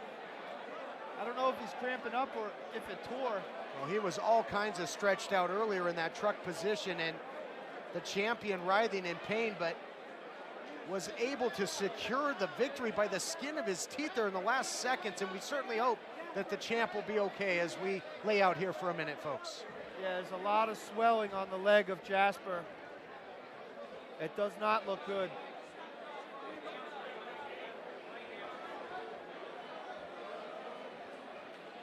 Jonathan Rivera absolutely devastated. 1 second left, just a few seconds left in the fight. Absolute war for the CXF welterweight title. And you're right, it's got to be disappointing for Rivera. I mean, think of that first round that he had. Everything was going his way, but kudos to the champ, and we'll see if Jasper can get back to his feet, and he does. I very rarely correct you, but the performance that Jonathan Rivera put on in that cage is nothing for him to be disappointed. Absolutely amazing job. What heart that game over Rivera has. Unbelievable. He appeared to be gassed in the second round. All heart from the second round on. And he had his moments after there too. So no, he certainly did. I mean, there was no point. I mean, I'm saying, oh, Jasper's down again. Oh, collapses again, and man, that leg. And they're gonna keep him down now and take a real good look at that. Right after getting the victory, you saw that the champion just collapsed and immediately clenched that leg. Your thoughts on what this injury could be, John? You know, he was immediately clutching his hamstring, and it appeared to be some swelling on the back of the quadricep. I believe it's the right leg. Let's just hope it's really bad cramping from an absolute battle that he just endured. But from his reaction, it does not appear to be a cramp. It appears to be an injury. Oh, there they go. Gotta love that.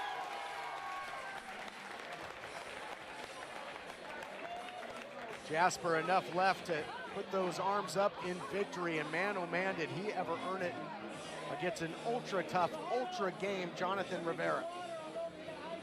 That's what championship fights are supposed to be, Jonathan King. You leave it all in the cage.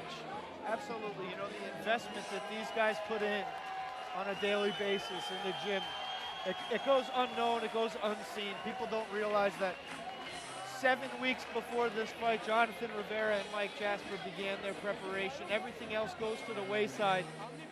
And all these two have been thinking about for the last 7 weeks is each other. I got to ask you this, though, because we haven't touched on it because of just the shocking last-second victory and then the injury. Your thoughts on the stoppage with milliseconds seemingly to go? You know, Frank Trigg's a veteran not only of the sport, but as a referee now under the CSAC umbrella, and I have yet to see him make a bad decision in the cage. I thought the stoppage was Studio City, how about a big round of applause for these two valiant warriors? Oh, look at the show of love between Jasper and Referee Rivera. Frank Trigg stepped in to stop the bout 4 minutes, 57 seconds into the final round 3 for the winner by way of TKO, and still the CXF welterweight champion, Mike Jasper.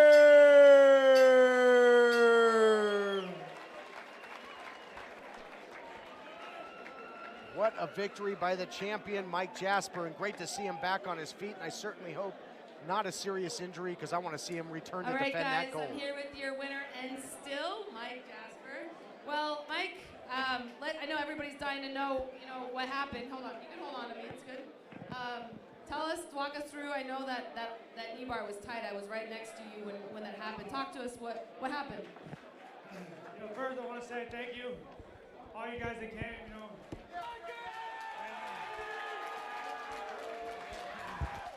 shout out to my opponent, Jonathan. It's a fight. With the knee bar, I'm not really sure what happened. I think I ripped my hamstring. I'm not sure. Did you feel it during when it was going on? I know you had a little wincing in your face, but you felt it right away and you just were like, I'm just going to keep going. I mean, like I said, I don't know if it's a pull or a rip, but, it doesn't feel good. I've been there, man. I know how it feels. Well, I think it was a phenomenal performance. You guys were back and forth a lot, but I think the name of this game was, so you staying on top, you controlling the whole fight. Well, after the second round, the first round you were a little bit in trouble. Did you feel it at all, like that choke might have been a little tight? No, we knew he hadn't fought in a few years, so we knew if we kind of weathered the storm, we'd be good, and that's kind of what we did. But unfortunately, I didn't have power in that leg in that last round. I couldn't. To be honest, I couldn't do shit, so excuse my language. But. Well, I think everyone else here thinks that it was an amazing fight. Congratulations, and still Mike Jasper.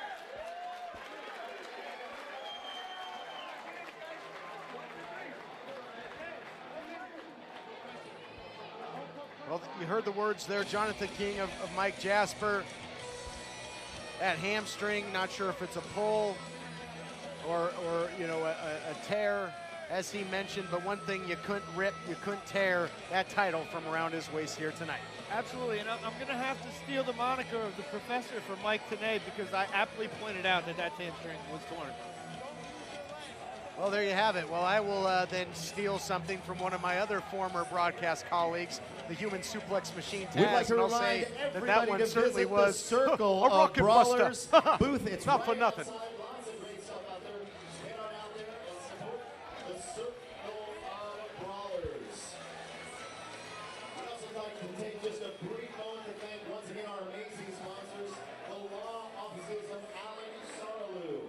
The Circle of Brawlers, the new face of MMA, Hybrid Boost, the official supplement, the Avati Auto Group, your car guide.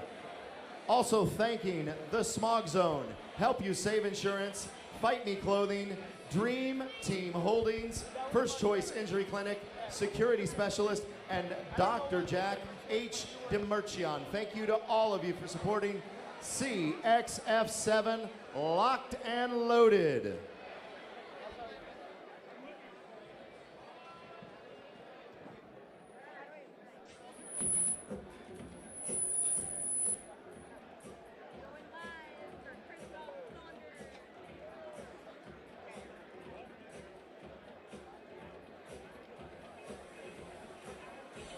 Still so much action to come, fight fans. 2 more championship fights here tonight, but coming up next, one of those featured bouts that I've really been looking forward to. Chris Saunders taking on Darien DC Chapman. Saunders, one of those UFC Bellator veterans that we talked about returning to the CXF cage. Yeah, you know, Chris Saunders been out for a long while, but Todd, do not expect any ring rust on this guy. Been in that cage for a long time. As a fighter would be considered, he's a little long in the tooth. He's been there, he's done that. Equally dangerous on the mat as he is on his feet. Don't sleep on Chris Saunders. But his opponent, Darien Chapman, just might put you to sleep. Real quick, we'd also like to ask everybody to get your phones out. Get your phones out real quick and post on Instagram. We're giving away free tickets to the next show, CXF8. So go on Instagram right now, go live with the CXF, make a post, tag CXF MMA, and follow the CXF. Giving away tickets to the next show. So go on Instagram right now, get your phones out, and please tag CXFMMA.com.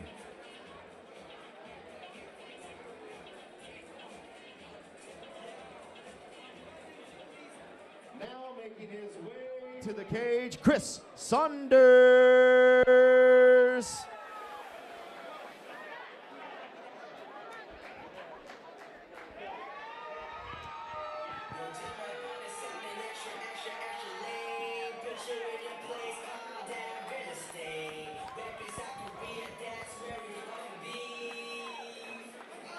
Chris Saunders, the SoCal kid, he's got his war face on to be sure. Coming in with a whole lot of experience. Record of 16 wins, 8 losses. 3 of those wins by knockout, 7 submissions, and 5 decision victories. 3 of those 7 submission victories in the very first round. Yeah, you know, Chris Saunders, we talked about it earlier, a veteran of the Ultimate Fighter. He was in the Ultimate Fighter house, I believe, on the Ultimate Fighter season. I'm not sure what season it was, but a long-time mixed martial artist. You see his brother there, one of his trainers. And he's fought under the lights out umbrella before. 2 or 3 times, actually. So this cage is familiar to the veteran Chris Saunders. Coming off a tough split decision loss to Chris Cully last time he saw action in the Bama cage, but now back to CXF. Brings a whole lot of experience, but you gotta be leery when you're in there with DC Darien Chapman. We can't talk about it enough, that highlight head kick knockout of Sergey Manassian. Yeah, and you touched on it. If Saunders had a problem with who you mentioned he fought last time, very much in the same model, his opponent tonight, Terion Chapman. Very good kick. And now making his very way fighting, to the very good cage, kickboxer, Darien much in the line Chapman. Chris Cully, the urban legend. Also one of the funniest people on social media. So for you guys on Facebook, make sure you follow Chris Cully. The guy's an absolute riot.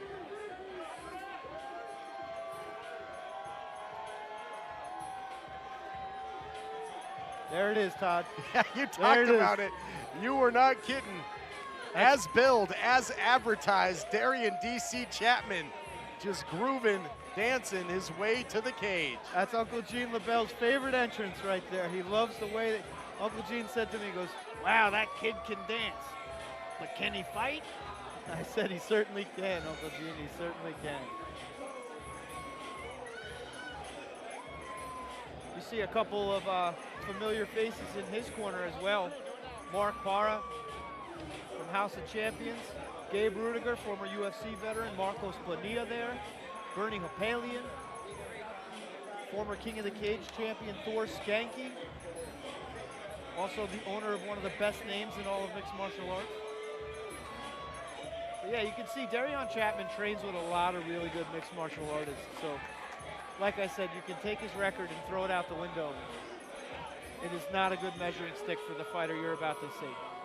coming in with a record of 3-5, but he does have a couple CXF wins. The one that we keep hammering on, the victory over Manassian, as well as a round 1 submission victory over Bobby Sanchez. So showing that he's not a one-trick pony with that head kick. He's got ground game as well. Well-rounded fighter is Darien Chapman. He's also fought both guys in the co-main event tonight. So he's very familiar on the SoCal scene. Everybody knows him around here. Fighting out of Reseda, California. Very exciting fighter, and you're all about to get a glimpse of it on Sure Dog. Saw the logo there, we saw the lower third, Darien Chapman. It was on the screen as Darien Chapman. Is that maybe in his future? Championship gold, we will see. Could certainly take a huge step up that ladder towards title Studio contention City, if he gets a win here here we go. This next bout is scheduled for 3 5-minute rounds in the lightweight division. The man in charge of the action once the bell sounds, Mr. Michael Bell. Here we go, introducing first, fighting out of the blue corner to my left, wearing the brown trunks with the white trim. He weighed in at 155.4 pounds. He has a professional record of 16 wins, only 8 defeats out of Long Beach, California. Here is Chris Saunders.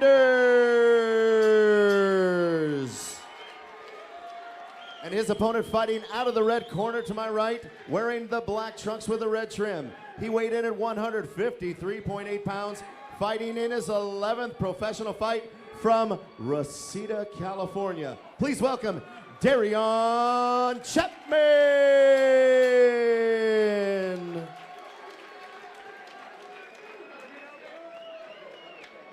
Very eager to again set the stage for this one of our big featured fights of the night. UFC Bellator veteran Chris Saunders returning to the CXF cage to take on the very animated, very entertaining, but very dangerous Darien Chapman. Here we go, set for 3 5-minute rounds. A lot of movement early on. Both of these guys using a lot of feints, trying to get the other fighter to commit first. Counter punching will be on display in this fight, make no mistake. Chapman attempting a couple leg kicks earlier, gauging distance. Body kick attempt now by Saunders. Nice teep from Chapman to keep the distance.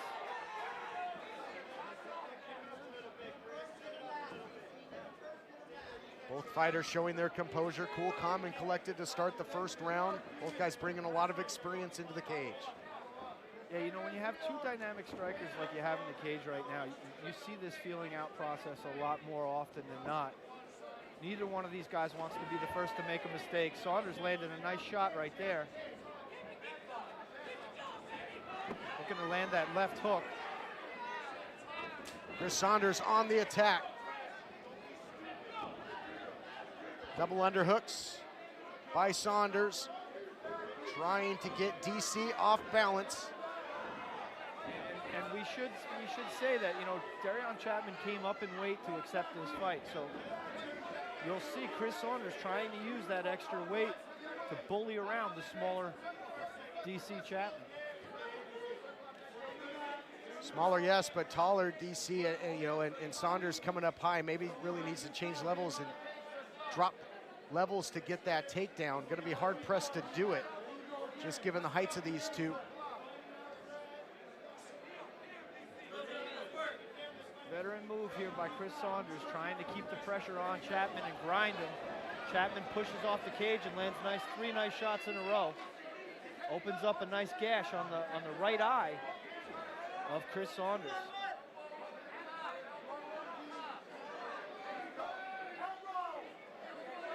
Saunders maybe had the makings of a guillotine there momentarily. Oh, and Todd, he has an absolute suffocating guillotine. Now out of the clinch game, we'll see who can get the better of this. Double overhook by Saunders, both guys trying to employ the knees.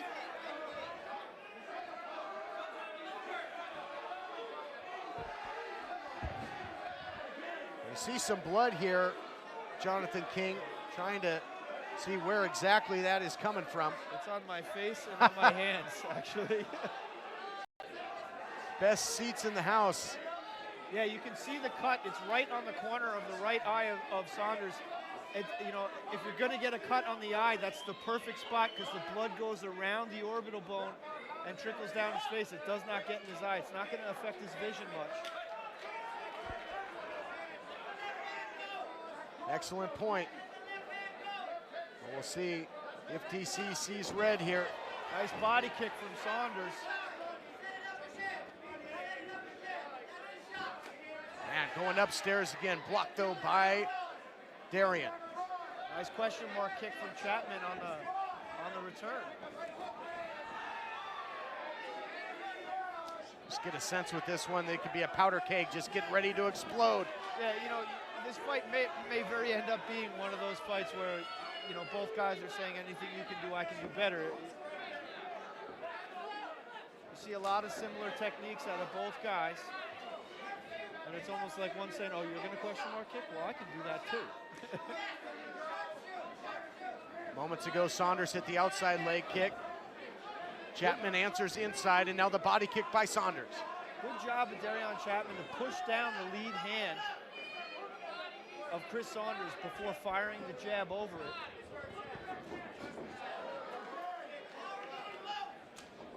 Standing affair here as we start to get deep into round one.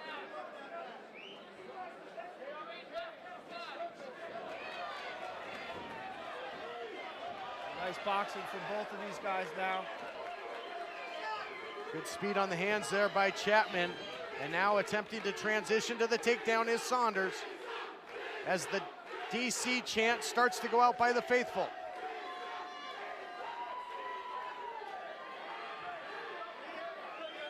Again, Saunders using his size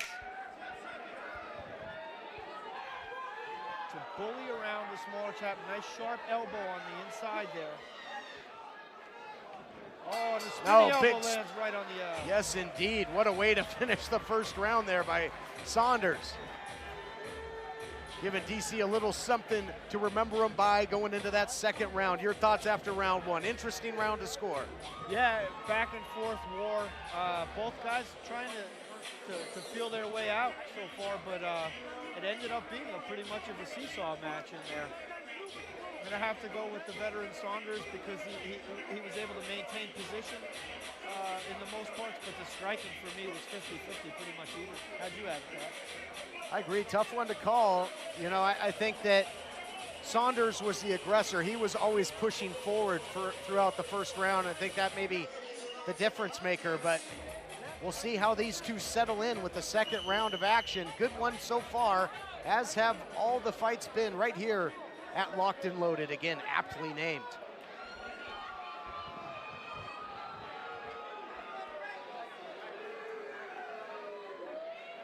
And we thank you for joining us wherever you may be, live on SureDog.com. As this one continues, second round, Saunders in the gray, taking on Chapman in the black.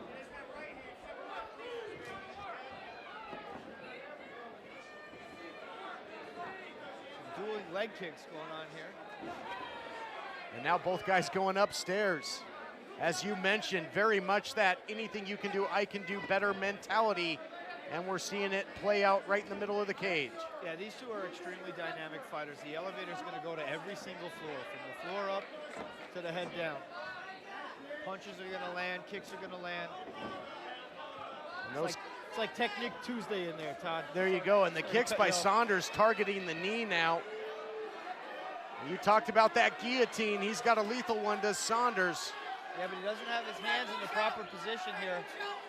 Good spot to land the knee, though. Now he's jumping guard.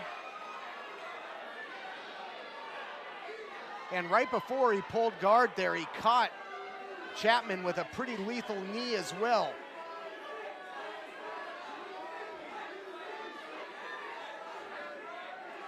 Saunders really squeezing hard here, but I don't know if he has it on the chin or under the chin.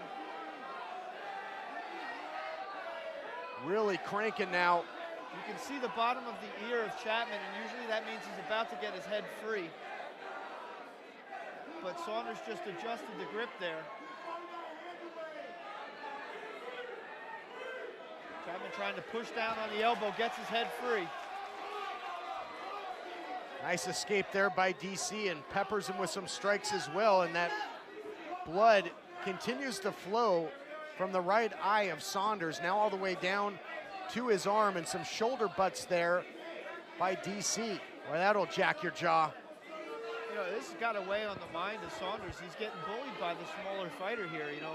Up until this point, he's been able to push Chapman around, but it's now Chapman landing the shoulder bumps. Does youth become a factor here? You talked about it. You talked about Saunders. Is he a little long in the tooth? He's looked great so far, but at some point might catch up with him in this fight. You know, we didn't see any ring rust like I predicted from Saunders early in the fight, but it's been a long layoff, and now he's breathing out of that mouth wide open. I got to wonder, is the cardio going to come into this? And against a guy like Chapman, who can fight 25 5-minute rounds, cardio can quickly become an issue. And then do some dancing afterwards. Pace slows here in round 2. And upstairs goes Saunders. And you see the reaction by DC. DC did a nice job doubling up on the jab before landing the straight left. Boy, DC having a little fun in there, leaving those arms awfully low. You better be careful against the veteran Saunders. You know, a lot of times when a fighter drops his hands, it's not that he's trying to show up his opponent, it's just that he's seeing everything so well, and the techniques are really flowing for him. A lot of fighters fight better when their hands are down, believe it or not, especially from a counter-punching point of view. I appreciate the analysis there, but there was certainly some theatrics as well, though, by DC. You got to admit. Absolutely, absolutely. And you got to wonder if that ended, put him in this situation now, because Saunders back in the driving seat here. Both men back to their feet. Saunders came close with the guillotine before, and now using that position to score with the knees. Absolutely. You know, the only person that's more aware of Chris Saunders' guillotine than us is Darien Chapman. So anytime he feels that forearm to his neck, he's going to threaten, he's going to try to fight that choke. Saunders did a great job of not using the forearm to the throat to go for a submission, but to set up position. Big left, though, by Chapman, momentarily buckled Chris Saunders.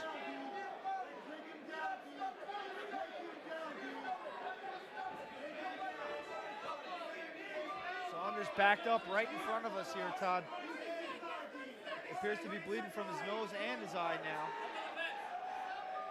And as we get into deep water in this fight, they make it tougher and tougher for Saunders to get a breath. Inside 10 seconds to go now in round 2. Who can exercise their will to end this round? Saunders looking for a trip at the end of the round, unable to get it though. Yep, came after the belt. So as we have seen time and time again on this night, again, kudos to the matchmakers, man. These have been some incredible fights, and again, we are heading to the 3rd and final round here, Jonathan King. What a night of action it's been. Every fight just ultimately competitive. Yeah, you know, each fight's been a back and forth war. The Jasper Rivera fight, as far as I'm concerned, has got to be the fight of the night so far. But you know, these two guys are doing their best to throw their hat in the ring in that discussion as well. Great action, and we thank you again for joining us on SureDog.com in between rounds here. Again, it would not be possible without the help of our sponsors. Law offices of Allen Saralou, Circle Brawlers, Smog Zone, Help You Save Insurance Services, Hybrid Boost, Fight Me Clothing, Dream Team Holdings, and First Choice Injury Clinic. Easy for me to say. Absolutely, well done, well done.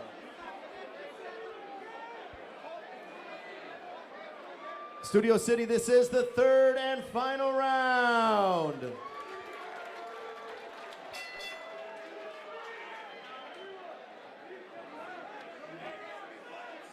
Third and final round. Again, another interesting one to score. What did you think of that second round of action, Jonathan King? Oh, in my opinion, Chapman really came to life in that round. enough to score the fight on my card. And you could see, even in the scrums up against the cage, Chapman was able to reverse position and do a little bit of bowling of his own right in that frame. So I have it 1 round apiece. There you have it. Oh, nice work there. Both of these guys are just trading. By Chapman, man. And now a Superman punch attempt by Chris Saunders to answer.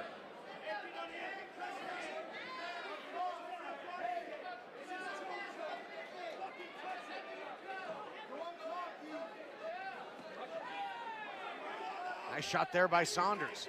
And goes upstairs with the head kick attempt as well. It seems that Chapman doesn't have the same volume that he had in the second round. I don't know if it's a tactic or if it's a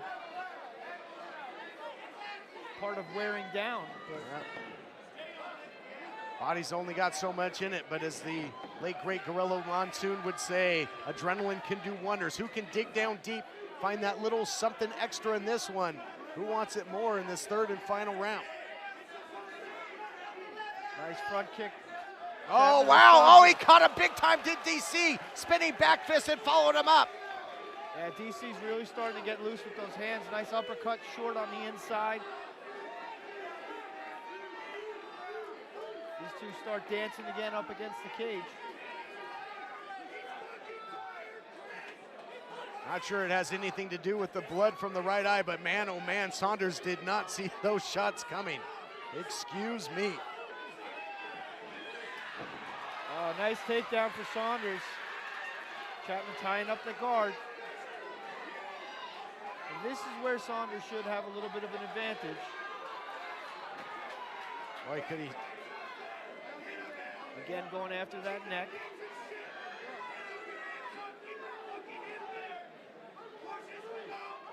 Some top time here for Chris Saunders. It might bode well for him after we saw the success of Chapman on his feet early here in the third round. You get the sense that Saunders feels content to ride out this round in this position. Your thoughts on that strategy at this point, given what we've seen thus far in the fight, Jonathan? Well, anytime your game plan consists of leaving the fight in the hands of the judges, it's not a very good game plan. The judges do their best, but they're all sitting on different sides of the cages, and sometimes they get to see all 3 different stories. Excellent point. Especially in a fight that's as close as this. Saunders is doing his best to stay busy as well, though. Not just trying to grind him out, looking for another takedown, and secures it, scores with the takedown, and that was big. Yeah, it was. You know, DC took a long time to work back to his feet, and how was he rewarded? By getting slammed back down to the mat. Very frustrating when you're putting all your energy to get back to your feet to get taken right back down again. Scoring precious points perhaps for Saunders and eating away precious seconds for Chapman.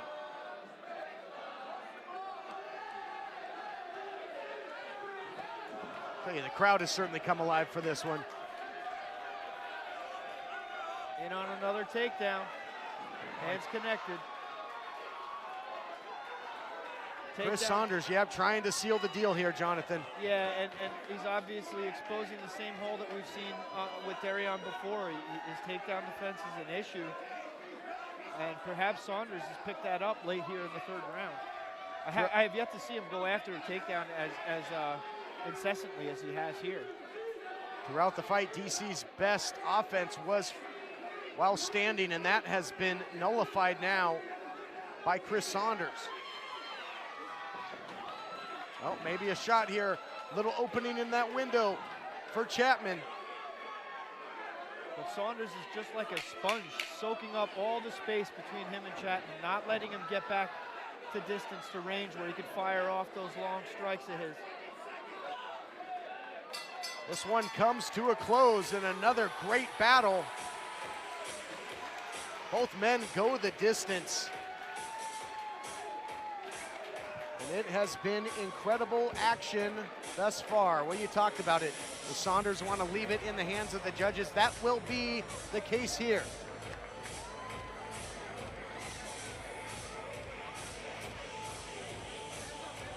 We await the official decision. Again, our broadcast colleague, Heather Jo Clark, making her way into the cage to get a word with the winner. But who will it be? Saunders or Chapman? Saunders certainly still has some of that energy left in his tank, doesn't he?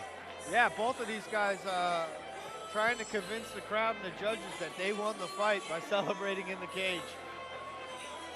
Might have served them better to put that effort into the third round, but entertaining fight back and forth between these two guys.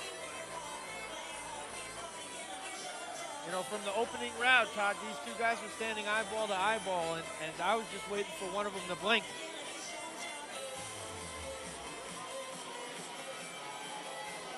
Good shots by both, good submission attempts by Saunders.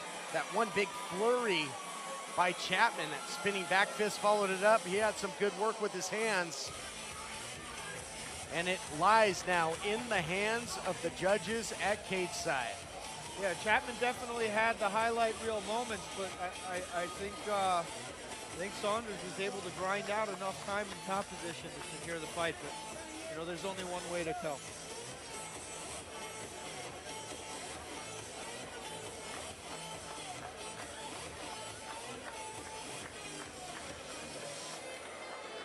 But, you know, someone's got Todd. I got to think the winner of this fight puts their name on a very short list of names for the CXF title shot. No doubt about it.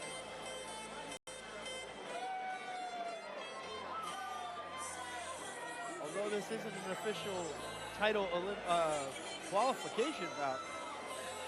No, but you know the matchmakers are watching. That is for certain. And I'm having a hard time finding a fighter who's more ready and more deserving than the winner of this fight here. Well, sure. Both guys come in taking on top flight competition. You talked about Chapman taking on two men that'll face off later for championship Studio gold. City, let's hear it for both of these rising MMA stars.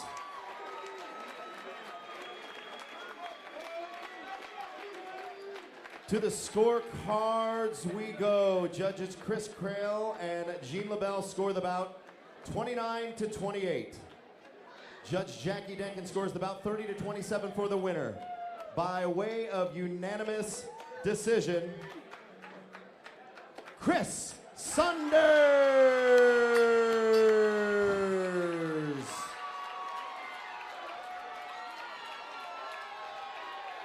All right, take it away, Heather.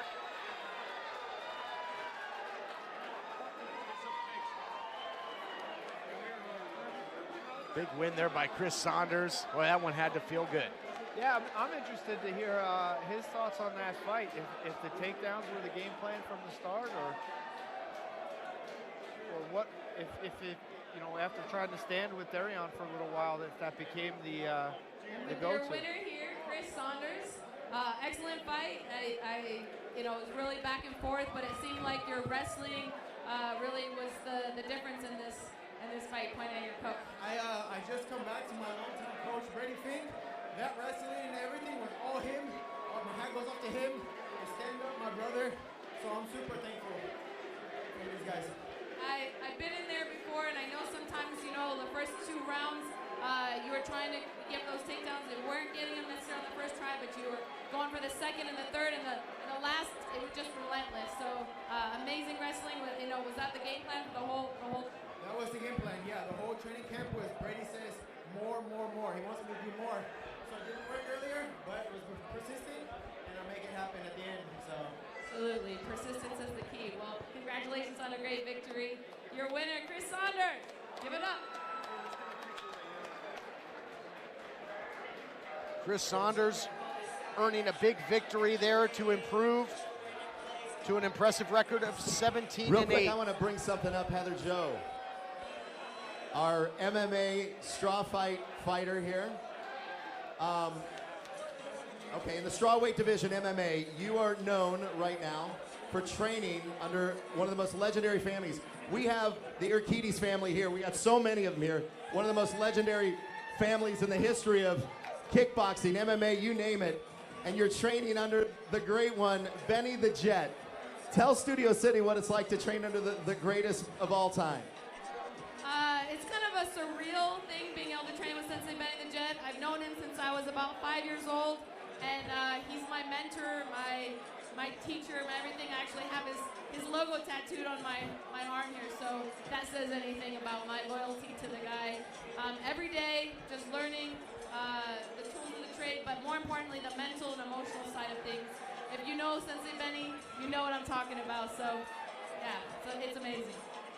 It's awesome. So continued success in MMA. Heather Joe, the Urquidez family.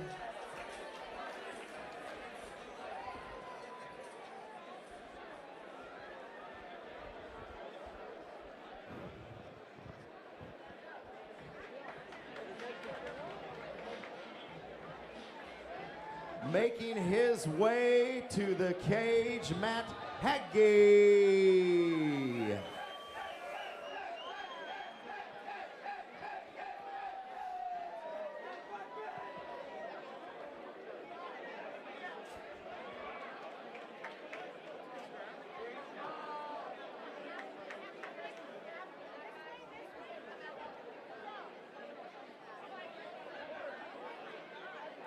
Getting set to keep things rolling here at CXF 7, locked and loaded. Todd Kennelly here along with Jonathan King to call the action, and we are halfway home. This fight 5 of our scheduled 8 bouts here tonight. 2 more title bouts to come as well. And here you see Matt, the Hitman Haggy, making his CXF debut, but that's kind of a misnomer. He was scheduled to fight previously. Opponent no-showed, as you mentioned, and ended up not dropping to his opponent, but dropping to his knee and proposing. And what a moment that was. Yeah, pun intended. Matt Haggy returning to the scene of the crime, you know. Last time he stepped inside that cage, like you said, he got engaged. And, you know, that night he was supposed to fight. His opponent didn't show up at weigh-ins. And the no-show and made Matt Haggy not have a dance partner for the evening. So he had planned on asking his fiance or his girlfriend at the time to marry him. And being that he showed up on weight, ready to go, we gave him that chance. Well, at least he looked good for his proposal there. Yeah, and that guy was in shape. And, you know, his victories, all of his victories coming by way of knockout or submission. So Matt, the Hitman Haggy, really living up to that moniker. This guy is a finisher. Yeah, you know, trains out of the Millennia MMA. You see Batiste Mansouri in his corner. Our good friend Josh Aviles, who's watching on the stream at home, trains at Millennium. Bunch of sharks in that And now tank. coming to the cage, Larkin. Gabriel Green.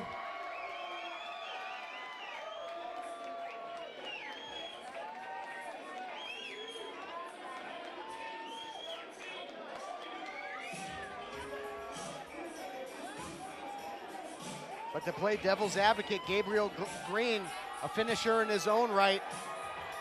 He's got a knockout and 2 submission victories under his belt, and also a veteran of the Bellator cage, coming off of a loss to Jalen Turner, but that experience under the bright lights can certainly do wonders. Yeah, you know, Gabriel Green, again, you'll see in this corner, Antonio McGee. Tracy Hess, the owner of Sub Fighter. It's another fight that has 2 really talented fighters from Pinnacle camps. And that should set the table for one hell of a feast. Gabriel Green was undefeated in his amateur exploits as well. Should be another great fight here inside the CXF cage. And again, cannot say enough about our matchmakers, what battles we have witnessed thus far.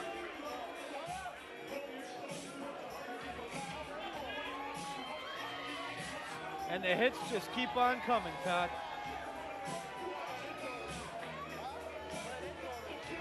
Sure do. We've got a welterweight showdown Studio ready City, to uncork here, my friend. we go. This next bout is scheduled for 3 5-minute rounds at a catch weight of 166 pounds. The man in charge of the action once the bell sounds, Mr. Frank Trigg. Here we go. Introducing first, fighting out of the blue corner to my left, wearing the red trunks with the white trim. He weighed in at 165.4 pounds, fighting in his 10th professional fight out of Rancho Cucamonga, California. Please welcome Matt Haggy. And his opponent fighting out of the red corner to my right, wearing the black trunks with the green trim. He weighed in at 165 pounds even. He has a professional record of 3 wins, only 2 defeats out of San Pedro, California. Please welcome Gabriel Green.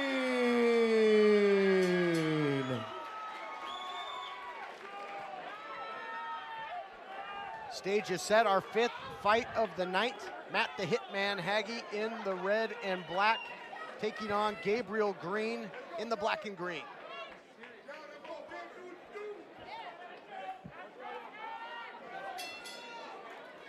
Nice touch of the gloves. We are underway.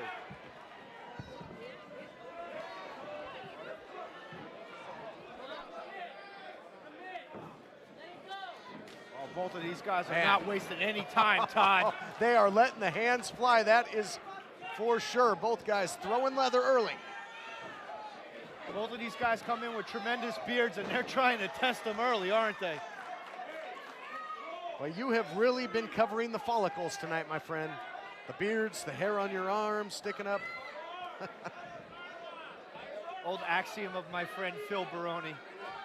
I'm gonna touch his beard. I love it. Almost mission control here by Green. Yeah, he's doing a good job of controlling the posture of Green, of Haggy rather. But now Haggy steps over in the mountain. This is not a good spot. Good job for Gabriel Green. Creating a little bit of a scramble, and he might get a leg lock out of it. These two are playing footsie, Todd. That's a pretty wicked game of Twister going on, that's for sure. And now the body lock locked in here by Gabriel Green, trying to get a hold of the arm. We saw earlier how dominating that body lock can be from the back position. It's an absolute lockdown position, very hard to escape from. Some thunderous body shots there by Gabriel Green, and wrist control now by the Hitman.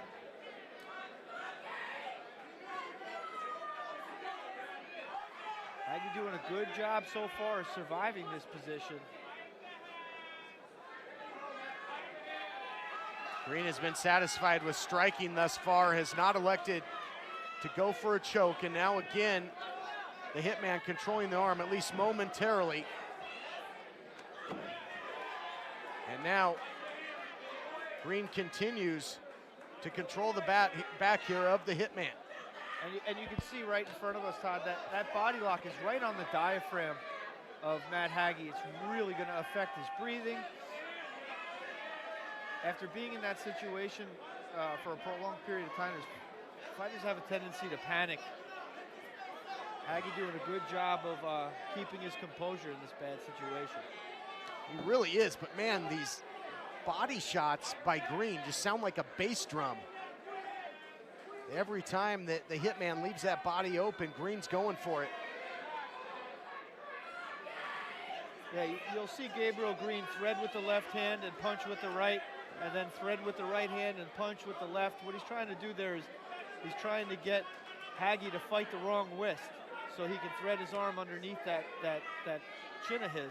You can see the red there in the midsection of Haggy right now. The direct result of those repeated body shots while Green holds onto this body lock and controls the back of the Hitman. Now perhaps going to elect to transition here to a submission attempt. Green trying to flatten him out. Haggy goes belly up, and he's tapping, that's it. How about that? Gabriel Green picks up a first round rear naked choke finish over a very tough Matt Haggy. That is a very impressive, very tough and a very experienced Matt Haggy. Yeah, once Gabriel Green got that body lock in, he was just relentless. Like a pit bull with a bite, and punished him with strikes to the body, and eventually found his opening and put him away with the rear naked choke.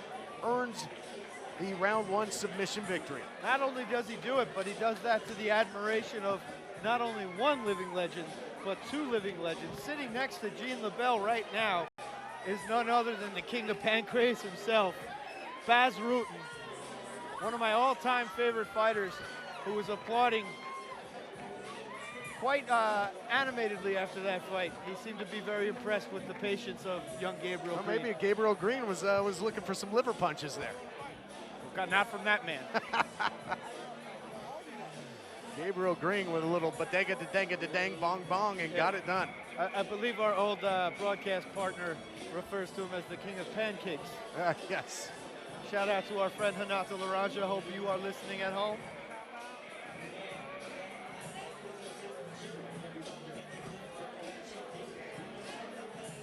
I miss all the soft R's here tonight. Where's Hanato? Pora and Corallo.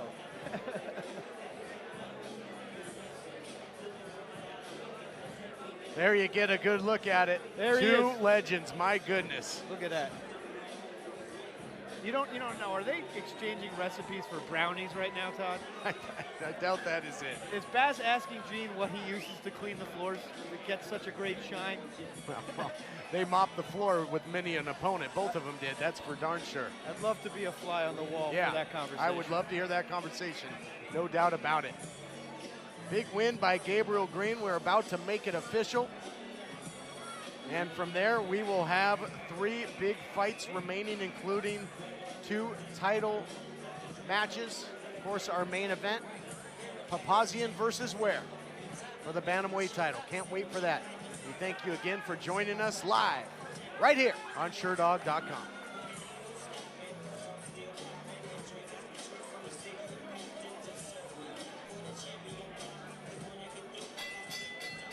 Studio City, the time, 3 minutes, 20 seconds into round number 1 on a tap out by way of a rear naked choke, Gabriel Green.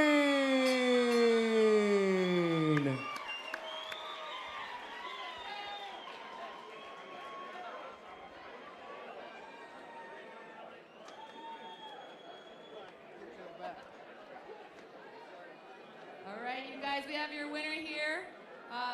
You know, you looked really comfortable on his back. You were taking your time.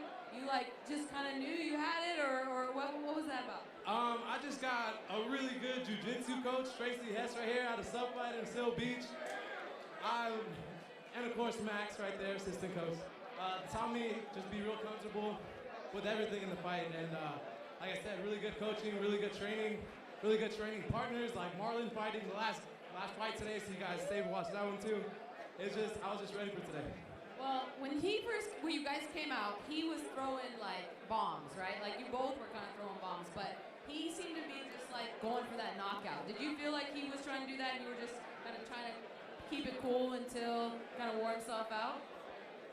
Yeah, no, he hit me with some of those bombs, and it definitely felt like he was trying to knock me out. Luckily, I think I got some good genetics from my daddy or something. I got a pretty good chin, so that helped. But yeah, I came out and I wanted to knock him out too. I mean, every time you go for a fight, you want to have a knockout. But when I saw him trying to throw it at me really hard, I was like, I better not get too anxious. I don't want to get knocked out too, you know? Yeah, you stayed calm and collected, and it was an excellent choke. So congratulations and enjoy your victory. Thank you, CXF. Thank you, everybody. All right, you guys give it up for your winner.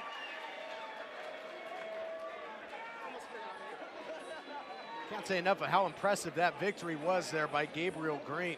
Yeah, you know, he quickly was able to get Haggy into the deep end of the pool, and he didn't need all 3 rounds. He was able to find that choke pretty quickly. Good job by Gabriel Green. 3 more fights to go, and our next 2 fights. While we have a brief minute, Studio City Lights Out Promotions in association with Bash Entertainment would love to thank our many sponsors this evening. the law offices of Alan Saralou, the Circle of Brawlers, the new face of MMA. Check out their booth outside. Hybrid Boost, the official supplements. The Avity Auto Group, your car guide. We'd also like to thank the Smog Zone, Help You Save Insurance, Fight Me Clothing, Dream Team Holdings, First Choice Injury Clinic, Security Specialist, and Dr. Jack H. Demerchian. Thank you on behalf of everyone here and the CXF7. Thank you so much for your sponsorship. Okay, making his way to the cage first, Chase Gibson.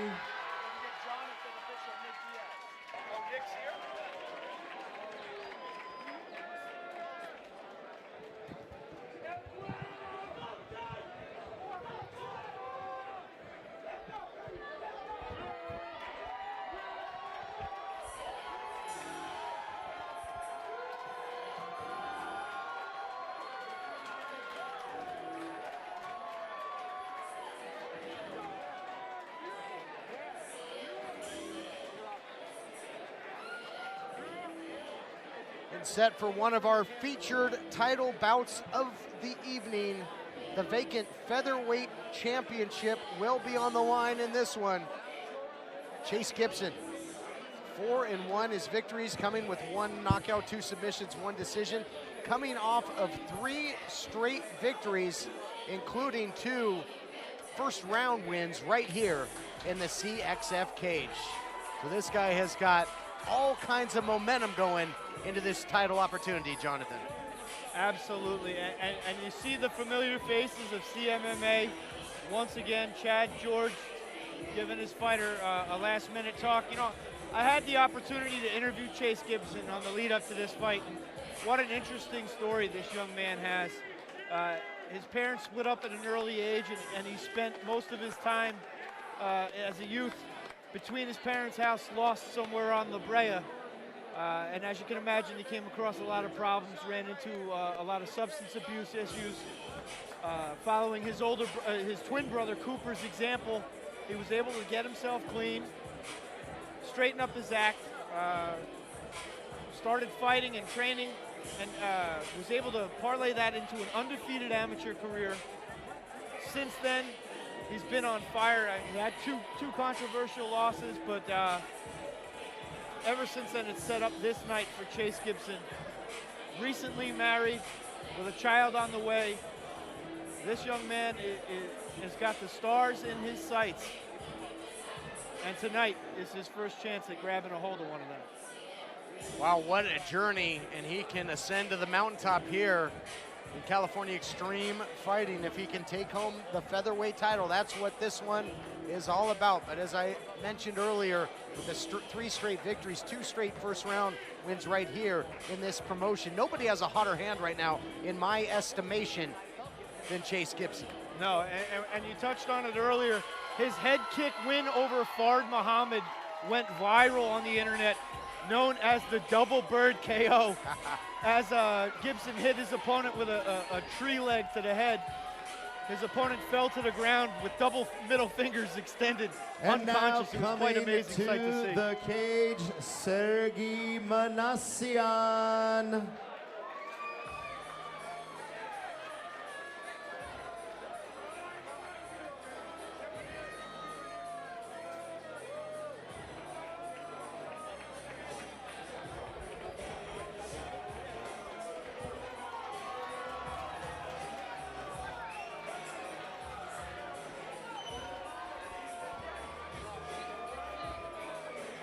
Well, and earlier my broadcast colleague has talked throughout about some of the notable trainers and the camps that these fighters have had. Well, here we see Sergey Manassian, who is trained oftentimes with none other than the prodigy BJ Penn. So a great camp always for this man as well, who many of his battles took place over there in Russia, so you know this guy is tough. Yeah, you know, world-class striking coach Jason Perillo in his corner. You touched on it, he's trained with the prodigy BJ Penn. Sergey Manassian, in my opinion, is the CXF version of a Mack truck. He may not have the weight or the size of a heavyweight, but he certainly does have that frame in a 145-pound body. Everything he throws, Todd, is heavy and hard, and he's got a gas tank for days. That's a very tough combination to face off with inside the cage. With a record of 7-9, that record misleading. He's got 2 knockout victories, 1 submission, 4 decisions, but 6 of his 9 losses have come by decision, so this guy can go the distance, and he's coming off of a victory. Studio City, this is the co-main event of the evening, scheduled for 3 5-minute rounds for the vacant CXF featherweight title. The man in charge of the action once the bell sounds, Mr. Michael Bell. Here we go. Introducing first, fighting out of the blue corner to my left, wearing the red trunks with the white trim. He weighed in at 145 pounds even. His professional record stands at 4 wins, only 1 defeat. From Los Angeles, California, here is Chase Gibson.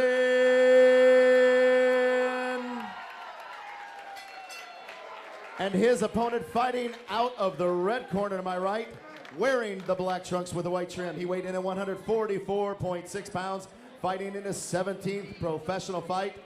From Huntington Beach by way of Russia, here is Sergey Manassian.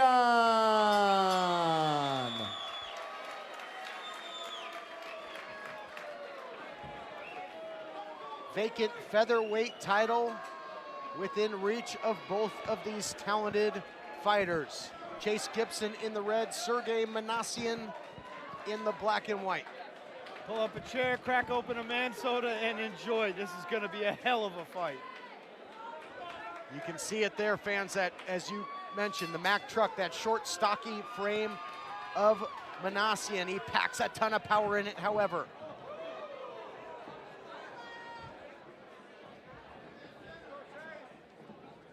Gibson went for that head kick. Fard Muhammad had seen it. You talked about it. Absolutely. You know, you talk about the power of Gullo, Sergey Manassian, but his opponent, Chase Gibson, also has 1-punch knockout power. And he's a surgeon in there. He lands strikes with precision. Right now it's Manassian in top control. Looking to grind Gibson up against that cheese grater of a fence. Manassian now starts to uncork some strikes to the body. Manassian so compact, so powerful. Now don't sleep on Chase Gibson on the ground. Just like his brother Cooper, he is a pretty slick jiu-jitsu ace. We've said it 1,000 times before. He trains with the likes of Chad George, one of the best no-gi grapplers in the game today. Half of his 4 victories coming by way of submission, to your point. Manassian doing a good job of trying to stack, but Gibson able to control that posture. His long legs of Gibson are really strong and an excellent tool for him in the CXF cage. Both men jockeying for position early. Manassian working out of that guard of Gibson.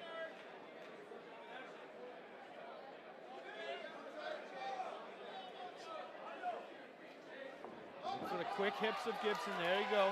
Back to his feet. Nice level change there by Gibson, but cannot secure the takedown. Manassian answers with the kick to the body. You know, we've seen it before. These CMMA guys like to go after leg locks. We saw Jonathan Quiros with a beautiful Imanari roll that finished a leg lock in the last CXF.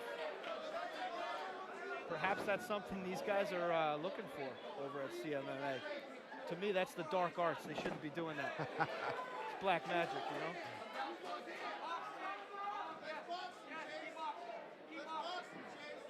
We learned it from Voldemort. Yeah. Manassian now starts to blitz up against the cage, closing the distance. Chase Gibson's corner calling for him to use the jab. With his long arms, he should be able to keep Manassian at range if he effectively starches him with that jab, doubling up on it at times. Nice right hand from Manassian, catches the chin of Gibson. Manassian doing a good job there getting inside that reach. As you mentioned, a much more patient version of Gullo this time out. Perhaps a testament of his work with Jason Perillo.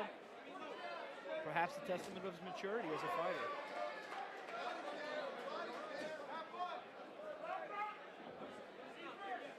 Gibson's been testing the distance with that head kick as well. We know how lethal it can be. Something that's always got to weigh in the back of the mind of Sergey Manassian. Nice lead left hook for Gibson, but Manassian charges forward on the counter. Inside leg kick there by Manassian. And Manassian, when he lets those hands fly, they are fast. They certainly are. And he's great. He's the second time now he's caught that kick. So he's wise to it as well. Yeah, it's almost like that head kick's getting hooked or caught on the neck of Manassian, that big old dome piece of his. But Gibson may see something. He's gone to that well a couple times now. You can see the right arm of Manassian tends to drop. Feint there and tried to follow up. Yeah, that head of Manassian, that's got to be like kicking an anvil. Yeah, it's a bowling ball on top of two muscles that used to be shoulders.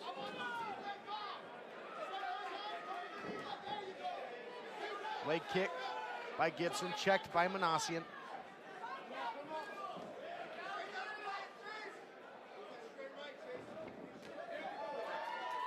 Gibson looking together to put together a combination off his hands. Yeah, but Manassian very effective with the counter punching. Every time Gibson comes in, and here you see it here. Sharp right hand from Sergey Manassian. He did, he followed it up, and now really effective with the jabs as well as we come to the end of round one, seconds away now.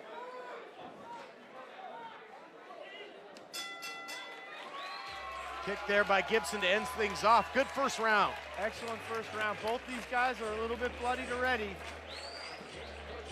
Could set the tone for a hell of a second round. Let's see. How'd you score, Todd? You know, I think I got to go with Manassian on that, just for the effectiveness and more accurate striking. He was very effective with the counter striking, but another close round to call. Your thoughts? I have to agree. When the striking and the actual output is that close, you have to rely on aggression and cage control, and I think the aggression of Manassian was slightly more evident than that of his opponent Gibson, so I'm giving the nod to Sergey Manassian for round one. Manassian moving forward, but will he move forward and take home the featherweight title? Coming to the end of April, and we might just have a few more April showers in store the way things are starting off with this fight. Well, let's just hope someone doesn't go to sleep and get May flowers. I like it. And we thank you for joining us live here. California Extreme Fighting, featherweight title on the line. If you're just joining us, title is vacant. Chase Gibson in the red, Sergey Manassian in the black, both vying to take home the featherweight gold.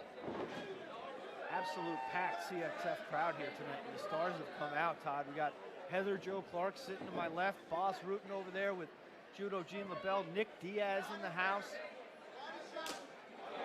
Who's who, that's for sure. Don't you wish you were here? That's right, fans, wherever you might be joining us on SureDog.com. If you live in that Southern California area, you gotta come check it out live. Nothing like the atmosphere. Gibson looked to get a takedown there, but Gullo was quickly to get back to his feet. Now Gibson looking to drag Gullo down. And Manassian right over there in his corner, getting instruction. Mike Bell alertly watching Manassian, making sure he doesn't grab the fence. As Chase Gibson jumps back of Sergey Manassian. Body lock in. Manassian using the cage to alleviate some of that body weight on his back. It's not the weight that he's got to worry about, it's the arm under his throat. And that's becoming a bigger and bigger problem right now. Gibson alternating, trying to thread the left, then the right, then the left. Manassian pinching his chin, doing a good job of preventing the choke, but that's not what he wanted to do. elected for the takedown. Gibson still has the back of Manassian. This is exactly where you don't want to be with one of the Gibson boys. And those long limbs of Gibson that you mentioned before really coming into play now. Yeah, both Chase and his twin brother Cooper are absolute anacondas on the mat. Very patient. They don't make a lot of mistakes. They're not very flashy. Just pure technique.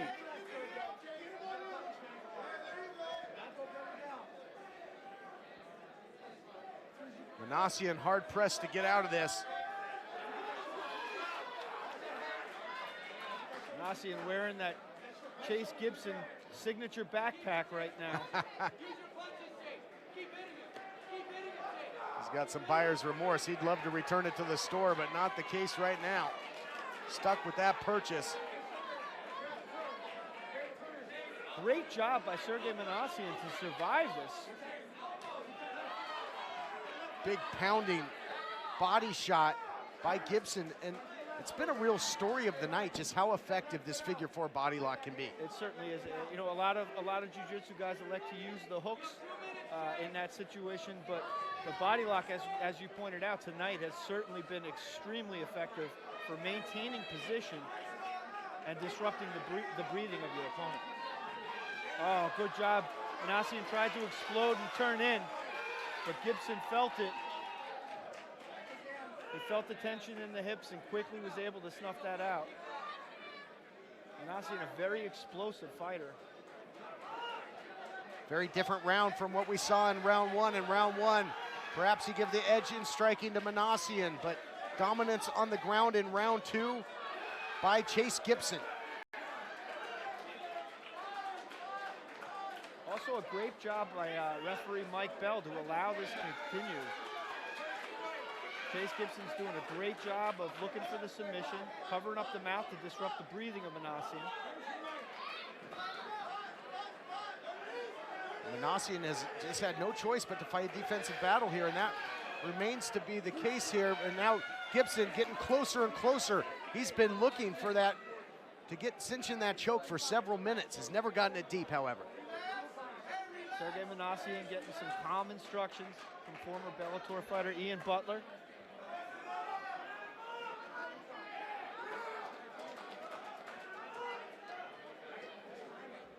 But make no mistake, Chase Gibson hears every word. And you're not going to surprise him by giving away the story.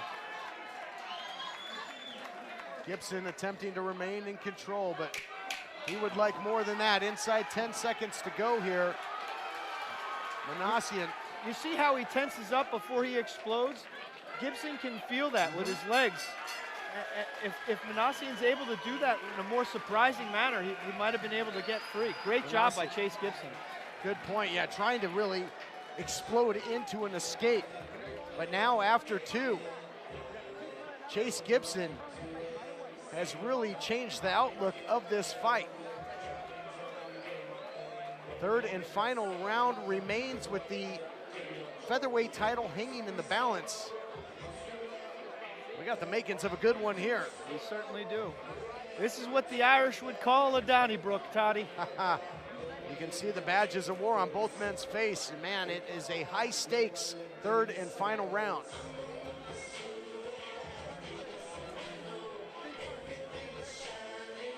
Be hard pressed not to guess that it is even Steven here heading into the third and final Studio round. City, this is third and final round.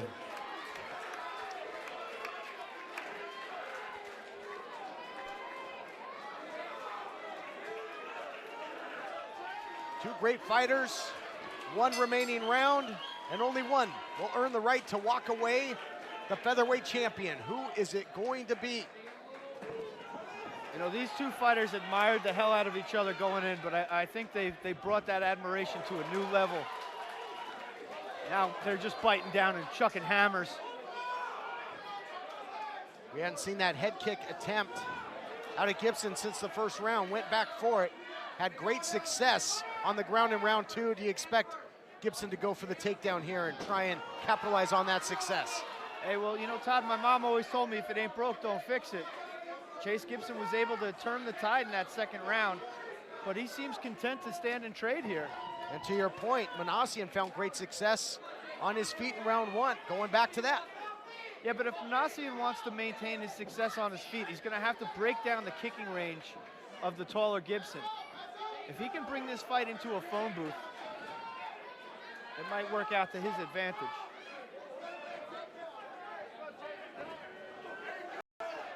Attacking from angles, again getting inside the reach there was Manassian. Takedown attempt, but shrugged off with authority by Sergey Manassian. You know, when I asked Chase Gibson in the interview, pre-fight interview, if this was going to be a fight of a bull versus a matador, he said at times it might, but I don't think he was thinking about being the bull. Manassian just matadored that takedown attempt off to the side, throwing Gibson. Now loving a little ole, and now both guys trading body kicks.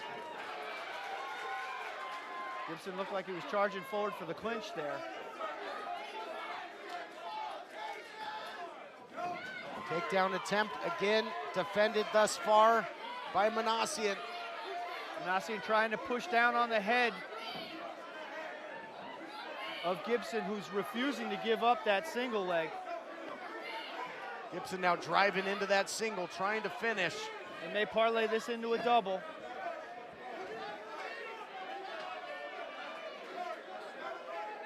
Now he transfers to the other side.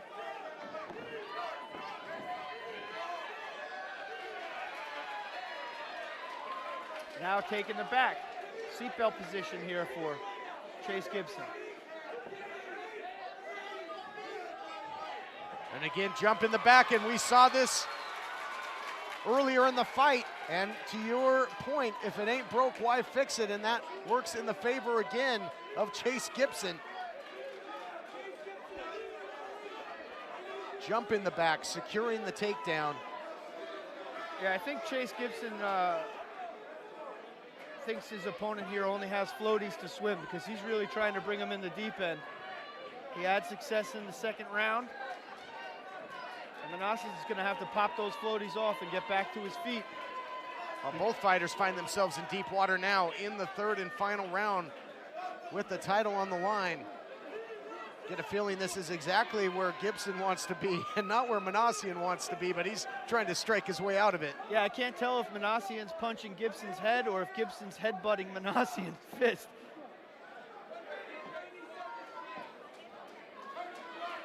No matter how you slice it, more control being exhibited right now by Chase Gibson.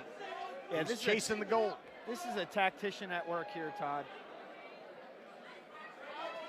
Very educated movements, nothing drastic. Everything's a cause and effect. The movement that Manassian makes causes Gibson to change his technique. Whatever Manassian gives, Gibson's gonna take. You mentioned it earlier, boa constrictor like as he now again smothers the breathing of Manassian. Staying active with the strikes as well. And hoping that it'll open up and he can secure that rear naked at some point. He'd love to finish this thing off. It's connected on the bicep there, but I don't know if it's under the chin.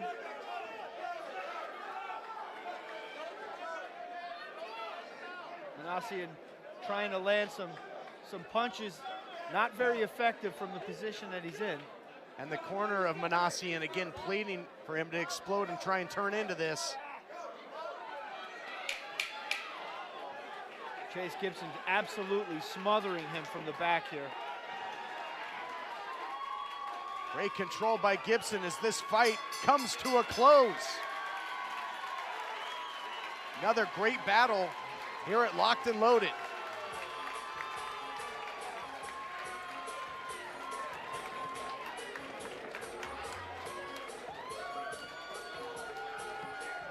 So again, this one will go to the judges' scorecard, but great grappling there by Chase Gibson to fight his fight. tie up Manassian in that third and final round. Yeah, you know, both of these guys had their moments. The first round, they came out chucking heavy. We thought we were going to catch some of that lightning.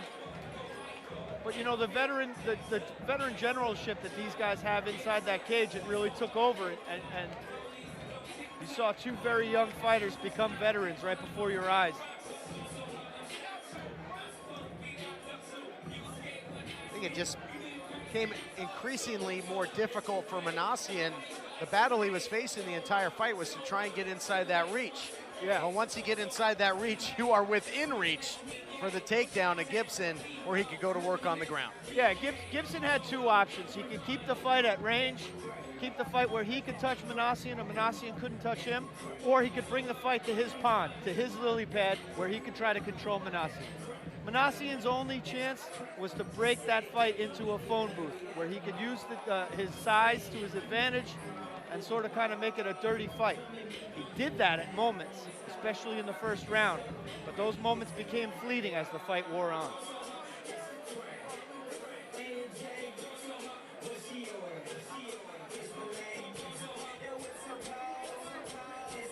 Who will take home the gold? Either way, history will be made. Featherweight champion will be crowned momentarily.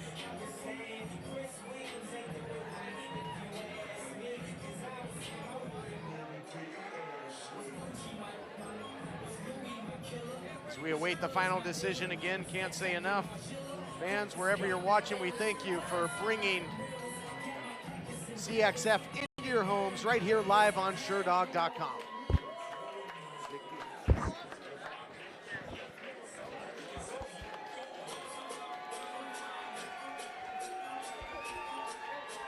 Judges taking their time, Todd. This could be a sign that we might have a controversial decision here, or at least a razor close one, which is something we've come to expect here at CXF, isn't it? Certainly is. Great battles inside that cage, and that, you know, echoes on the scorecards. And again, judges want to take their time, make sure they get this one right with championship gold on the line. Who is it gonna be?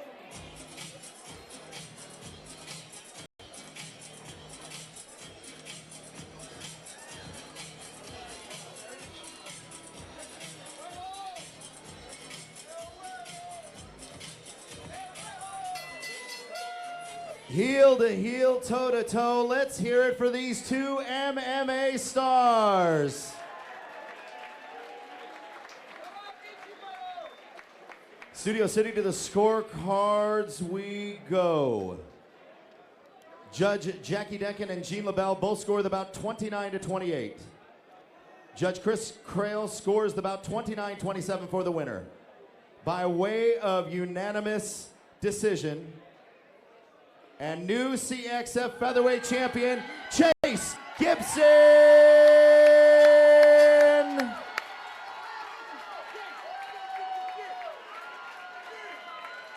Gibson earns the win and earns the George gold. from the CXF will be here to present the new belt. Mr. Stephen Bash alongside.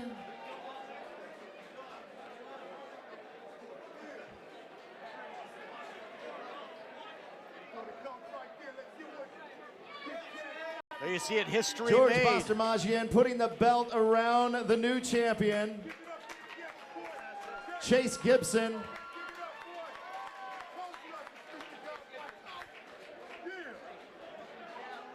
All right, you guys, we're here with your new champion, Chase Gibson. Chase, I just gotta say, what a spectacular fight. Like your footwork, your fakes and feints, your fakes to high kicks. I've never seen someone with such flexibility. Was that the plan, like to knock him out with a kick and then take him down, jump us back? Well, first, I'd like to thank my Lord and Savior, Jesus Christ, period. Before I get into the fight, 6 years ago, MMA saved my life. Everything I have today that's positive is through God and MMA. So first, I just want to give that respect. And now, as far as the fight, he's a tough guy. He throws heavy punches, and he doesn't quit, and he keeps moving forward. And I knew that technically I could beat him on the feet and I could beat him on the ground. It's just about being smart. It was a dogfight. But this is what I wanted. I came out on top. Thank you. Yeah, it was a spectacular fight. Give it up for your new winner. Oh, we got some. I want to thank first my Lord and Savior Jesus Christ. Thank you, Chad, my coach Chad, my coach Rod, everybody at CMMA, my management at Renegade Sports, George. Thank you, CXF, all my training partners, my wife who's pregnant.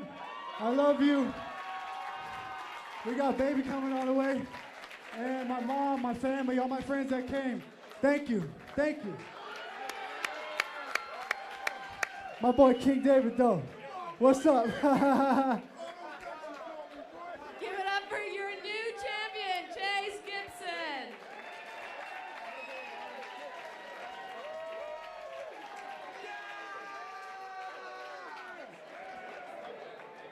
Brand new champ Chase Gibson, about to be a new daddy as well, having a lot of fun in the cage after that big victory. Yeah, unbelievable performance, you know, and hats off. Sergey Manassian didn't get the nod tonight, but boy, did he come there ready to throw hand grenades, and that's exactly what he did. So I'm sure we'll see Sergey Manassian in the CXF cage again. He's got way too much talent. But the night belongs to that man right there, Chase Gibson, El Güero, the white boy, the new CXF featherweight champion of the world. 2 title fights down, 1 defending champion in Mike Jasper, 1 brand new champ in that man Chase Gibson, and 1 title bout yet to go for the bantamweight title. Jared the Jackhammer Papazian taking on Terion. Where cannot wait for that. Announcements. We are giving away free tickets to our next show.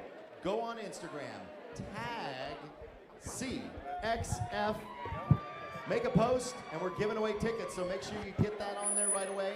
All you Instagrammers out there, like it, tag it. Free tickets coming your way if you get picked. We'd also like to thank so many of our amazing sponsors this evening. The law offices of Alan Saralou, the Circle of Brawlers, the new face of MMA. Check out their booth right outside, lots of great stuff. Hybrid Boost, the official supplements of tonight. The Avate Auto Group, your car guide. We'd also like to thank the Smog Zone, Help You Save Insurance, Fight Me Clothing, Dream Team Holdings, First Choice Injury Clinic, Security Specialist, Dr. Jack Demerchian. And please, once again, get out there and visit the Circle of Brawlers booth. It's right outside. The main event is moments away. Get ready, Studio City.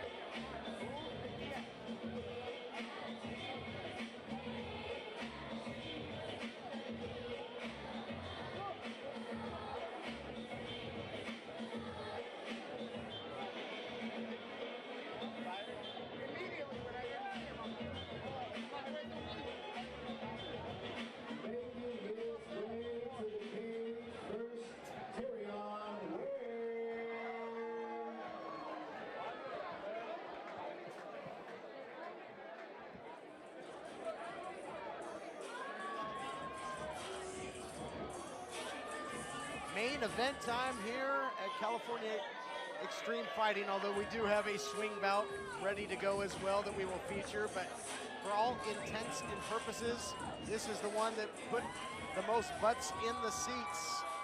Terion Flash Ware, he's got a lot of history with his opponent, Jared Papazian. The third stanza here tonight, the rubber match, if you will. Yeah, absolutely. Jared Papazian and Terion Ware have fought twice before. The first time a mixed martial arts match that Papazian was able to emerge victorious via unanimous decision. And then a few years later, after a few MMA bouts between the two fell through, they ended up squaring off in a boxing ring. And in that fight, Terion Ware was able to secure a decision equaling the total. 1-1 apiece as we come in tonight at CXF MMA. But this time, Todd, there's a gold belt on the line. Certainly is. Bantamweight title up for grabs, just crowned a new champion. Moments ago, we welcome you back to the broadcast here after a short break, fans. We thank you for joining us here inside the Sportsman's Lodge, live on SureDog.com. And you talked about the history with Papazian. Let's talk about the rest of Ware's record. He's 16-5.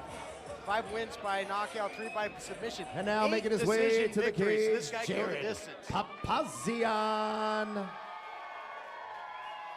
Yeah, Terion Ware really likes to put together his combinations. Not a very flashy fighter, very compact, but he does have strikes that come out at all sorts of weird angles, and he can put together a 5-6 punch combination in a heartbeat. It's not a matter of power for Ware that you have to worry about. It's sheer volume. He can hit you 30 times before you knew you got hit once. Big reaction here for Jared the Jackhammer Papazian, looking to take home Bantamweight Championship gold. What an experienced fighter Papazian is, coming in with a record of 20-12, 6 knockout wins, 2 by submission, and mention the 8 decision victories for Ware. Papazian has 12 victories by decisions. Both these guys can go. Yeah, Jared Papazian's a real grinder. He likes to make the fight dirty. He likes to make it a dog match. And he might have his work cut out for him because Terion Ware likes to use his footwork and distance. And if he's firing on all cylinders, he can keep you guessing. But you see a lot of experience in the corner of Papazian. See Vlad Matashenko, the janitor. Of course, head coach Anthony Hardonk, one of the best Dutch kickboxers in the history of mixed martial arts. And also one of the nicest guys in the sport. Papazian has UFC experience as well. 3 fights inside the octagon. He's coming off of a victory here in CXF, a unanimous decision victory over Keith Carson. On the flip side, Ware coming off of 3 straight unanimous decision victories as well, including a CXF victory over Rob Gooch. Some last minute love from his friends and family. A lot riding on this fight. Coach Seb getting some last minute face paint applied. See Darren Harvey, Papazian's longtime manager in the corner, one of the most loyal men in the sport of mixed martial arts. A man that I'm proud to call a friend.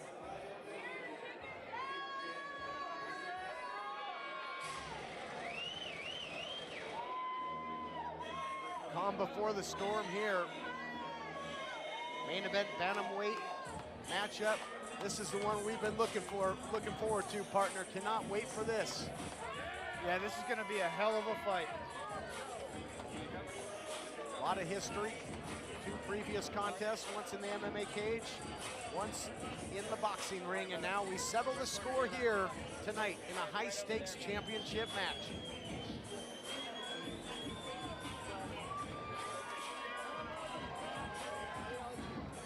Time to get your popcorn ready, folks.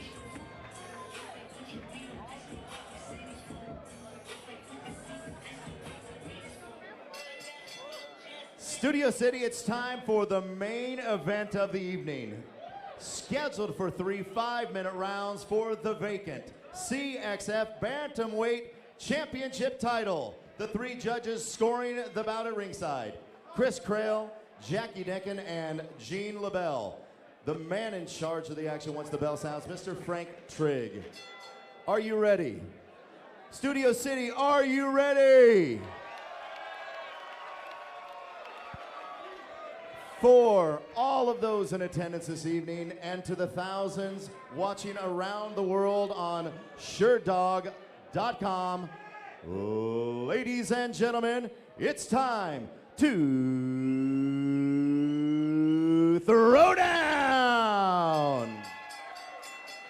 Introducing first, fighting out of the blue corner to my left, wearing the black trunks with the red trim, he weighed in at 135 pounds even. He has a professional record of 16 wins, only 5 defeats.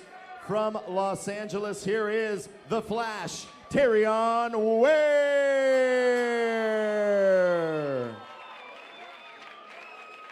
And his opponent fighting out of the red corner to my right, wearing the white trunks with the red trim. He also weighed in at 135 pounds even, with a professional record of 20 wins, only 12 defeats, 1 draw. From West Hills, California, he is the Jackhammer, Jared Papazian.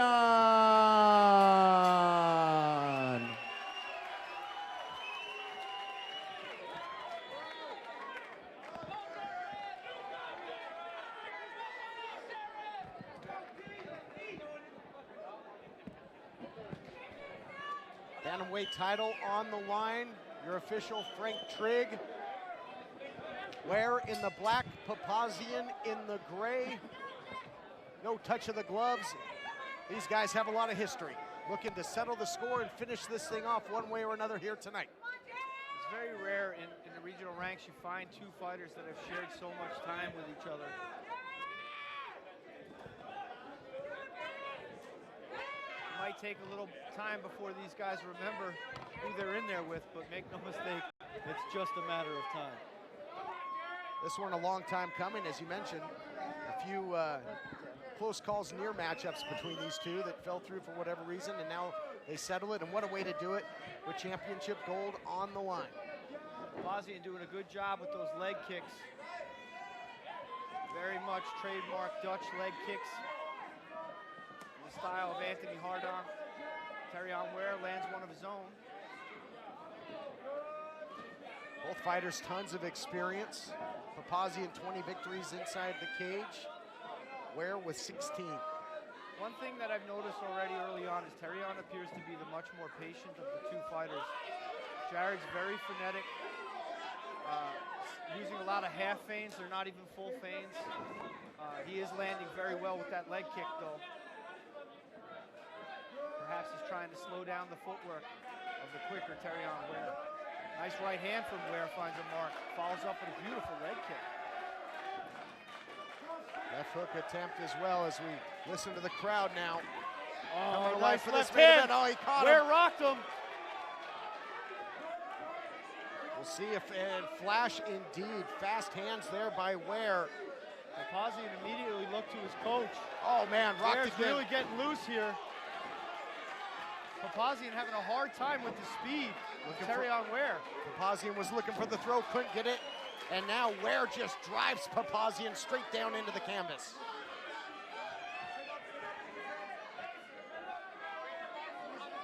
Terion Ware, impressive thus far. We'll see if he can keep the pedal to the metal.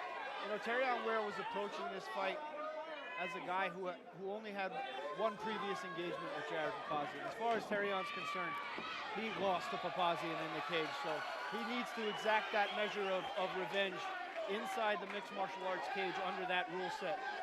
The boxing match, according to Ware, was not a very good measuring stick for how this fight was going to go down. Ware thinking triangle, scored with an elbow off of his back as well. Papazian's in a bad situation here. Stuck between a rock and a hard fist, that is for sure. And Ware's got a vicious triangle. He seems to be off the side. Papazian trying to power his way out of this. Ware doing a good job of maintaining that dominant position. Jared's gonna pop his head free. Nice sharp elbow, too, from Papazian. Papazian starts to unleash some offense of his own after eating some shots. Papazian, you talked about that whole fire and frying pan analogy. That's where Papazian found himself moments ago, but able to get out of there. We'll see if he can come out of the blocks offensively now with the title on the line.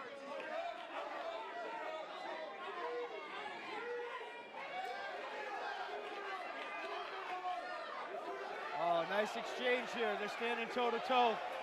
Papazian with a nice right hand. Follows it up with a takedown, but Ware quickly back to his feet. Papazian let the hands fly, followed it up with a nice takedown, but not able to capitalize with the takedown. Great first round of action thus far. Would you expect anything less between these two? So much pride on the line on top of the championship. No, you know, these guys, like I said, they've shared so much time together. This is like round 7. It's not round 1.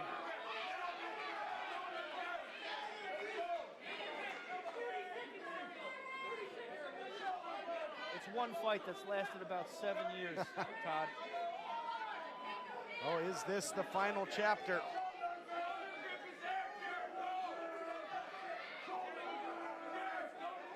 Papazian doing a good job of controlling Ware up against the cage.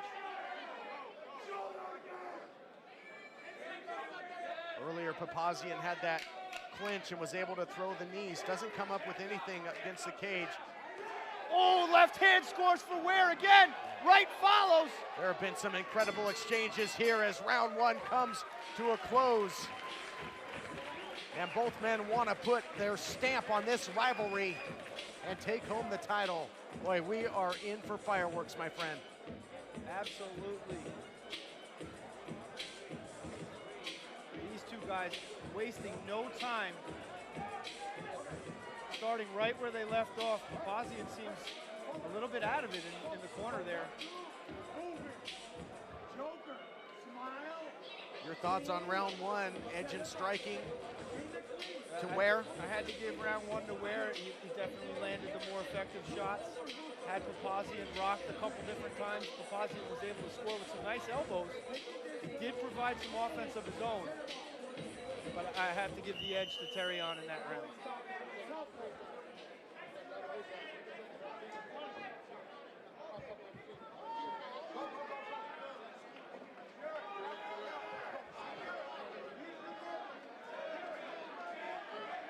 Been a lot of shots exchanged between these two leading up to the fight on social media, and now literally letting them fly. Round 2.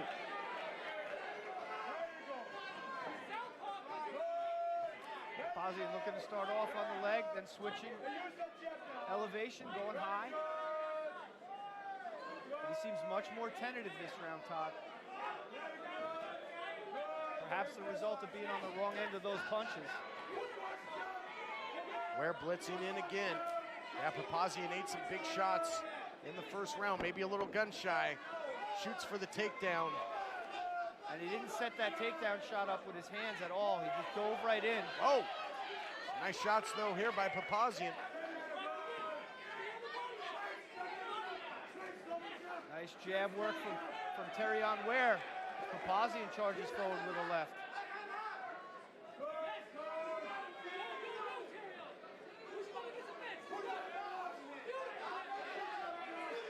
Striking just remains crisper on the part of Ware, it would seem.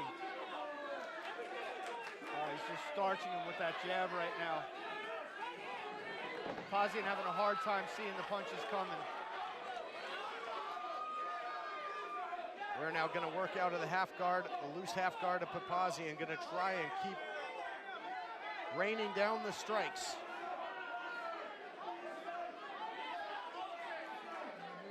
Huge look of concern on the face of Papazian here. All the confidence that came out in round 1 has evaporated. As Terion Ware looks to take firm control of this fight, Todd. Yeah, Ware wants to break the tie here with Papazian and break down his opponent. Papazian back to his feet. Oh, 2-punch combination for Ware lands. Papazian bites down and tries to fire back. Boy, this just might turn into an absolute slugfest. But Ware is throwing 2 to 3 huge punches. knee from Papazian. Oh, and now turning the tide. Pendulum of momentum starts to change. Papazian looking for the takedown again, but again unsuccessful. Now the tie clinch. You got a good look at the footwork of Ware there. He's quickly able to exit to the left. Jared committed on that takedown defense and ended up on his back. Ware certainly seems the fresher of the two in this bantamweight championship contest at this point in the action. Short elbow from Papazian, scores from the bottom.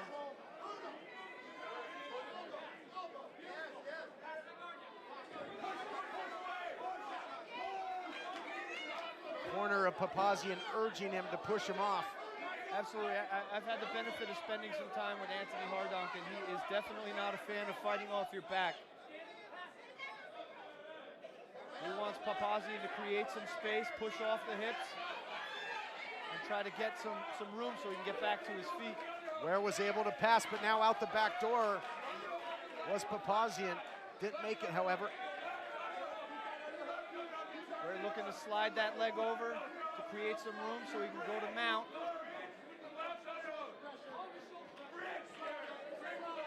Now in side control.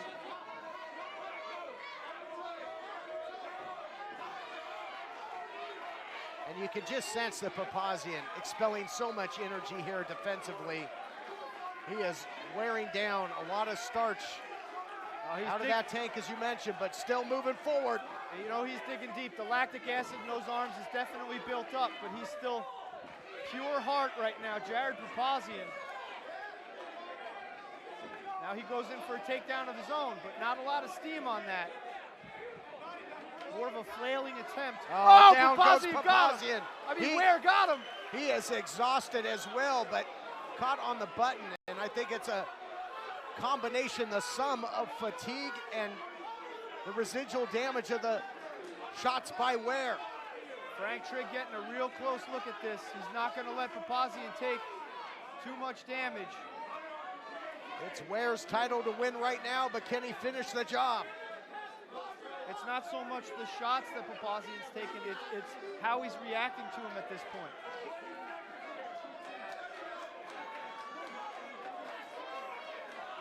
Terion Ware really starting to dig deep here. He is indeed looking for the full mount to close the round. Oh, big sharp strikes. left hand. Is Papazian going to survive? What is keeping him on his feet?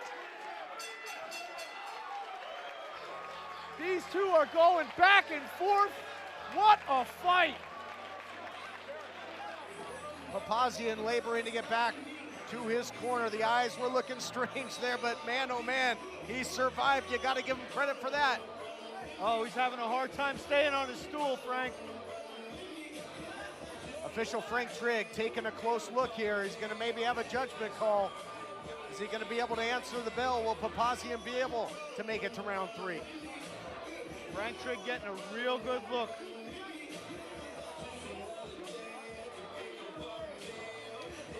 Anthony Hardonk shouting out some instructions to Papazian. He's battered, he's bruised, but he's still in this fight, Todd. We are going to have a round 3. Studio City, this is the third and final round. Let's get loud.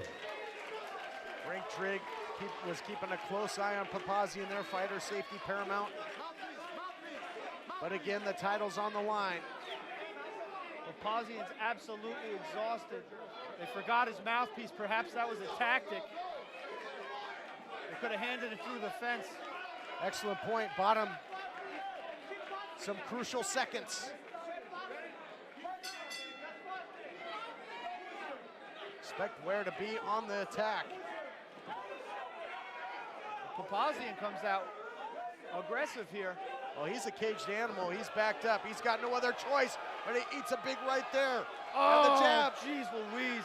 Terion Ware is cracking him with it. Oh, he's done! He just completely folded like an accordion. Terion Ware, spectacular third round knockout of Jared Papazian. earns himself the CXF bantamweight title. Man, Jared Papazian just turned into Gumby there in front of our very eyes.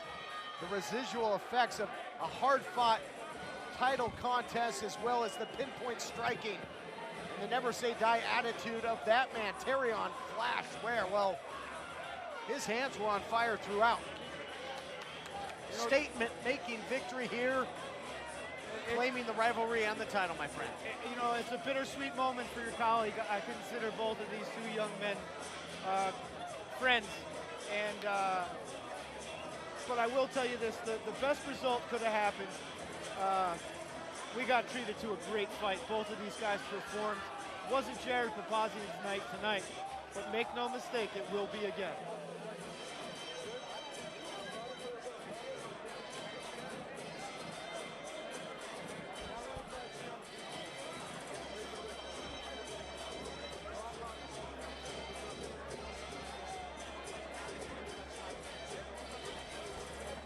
You know, Todd, I got to think that that first combination that Ware landed, that starchy jab, that 1-2, that cracked Papazian at the end of the second round, that changed the tempo of the fight. You saw a different Jared Papazian after that. Still down on the mat. I think this is more a result of the realization that he didn't get the victory than him being exhausted.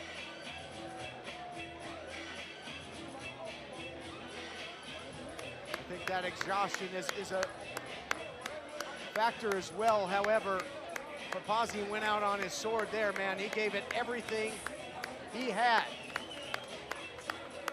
You know, I think a lot of lesser fighters, even with the title on the line, in the condition he was in, the position he was in, maybe wouldn't have answered the bell for that third round, but he came out like a true warrior, did Papazian. Absolutely, and let me just make one obvious point. Terion Ware is going home with the victory tonight, but what we saw in this cage was perhaps two of the top bantamweights not in the UFC. Jared Papazian should not Want hang to his remind head everybody, for we losing to a guy still like Terion have Ware. one more Absolute fight to warriors. go. Don't go anywhere.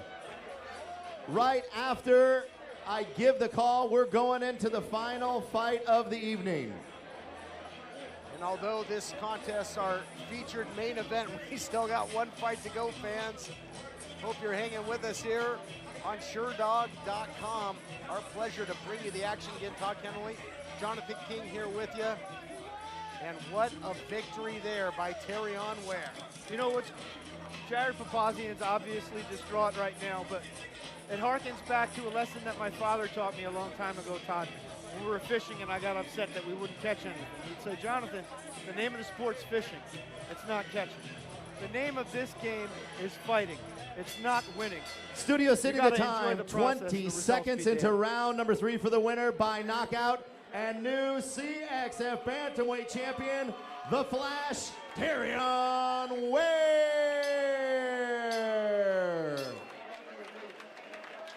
Lights Out Promotions. George gonna put the belt on. Wow, there's some sportsmanship going on right here. Oh, look at that.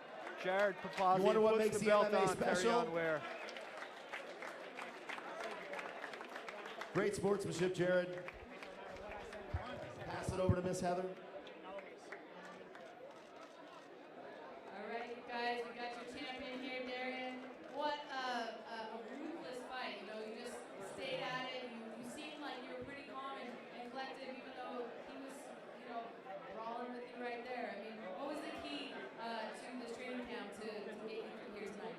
You know, just listening to my coaches, man. This is the third time we fought.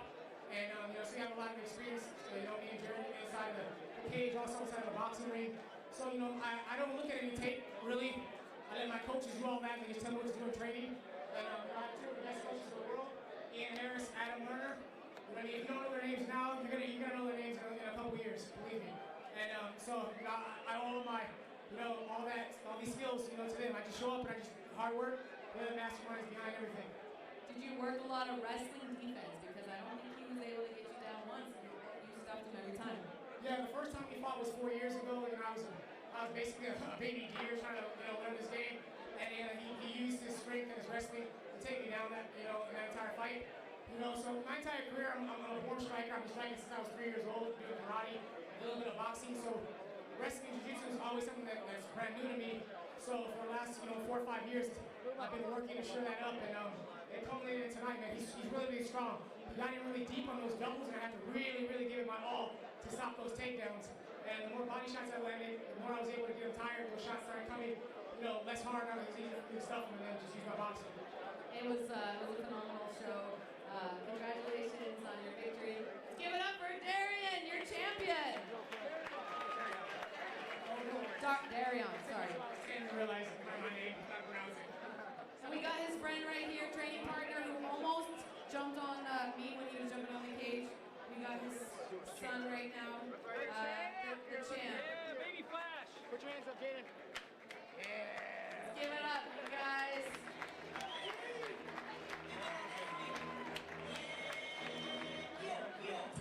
Congratulations to the Flash, the new CXF title holder. And we got one more fight to go, Studio City. What a moment there for Terion Ware. Lights out promotions. His victory, his title, and enjoying it with his young son. What a moment.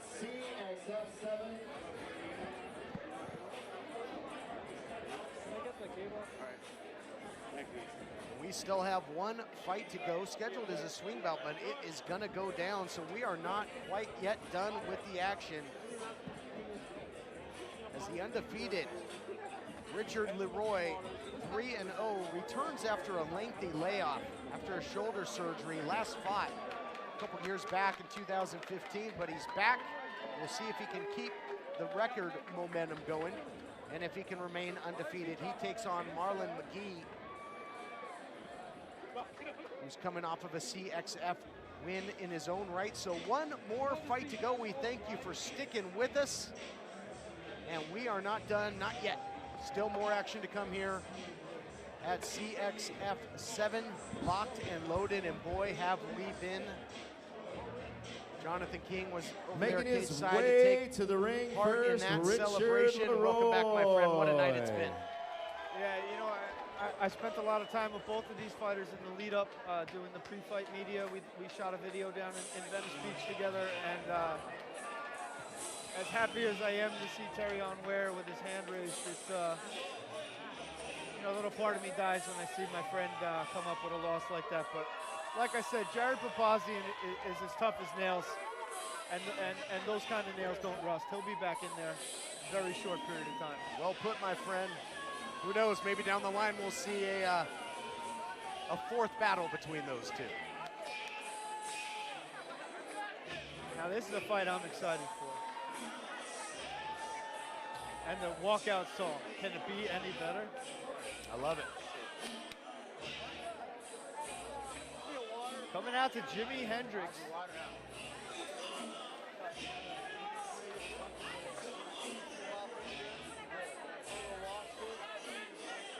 Richard Leroy, he don't care. Getting some last minute instructions from his Sichodong LA team. Some last minute talk from Frank Twinkle Toes Trigg, UFC Hall of Famer. Heck of an official as well. One more fight to go. What a night it's been, man, top to bottom. We saw there Papazian left it all in the cage, nothing left. I think as broadcasters, I feel like I've got maybe just enough left to call this fight. I'm excited. It's really hard to pay attention. We got great fights going on. We got Boz Rutten holding court over there. I got the gorgeous Heather Clark next to me. It's hard to keep my eyes off her. I don't know what to do here, Todd.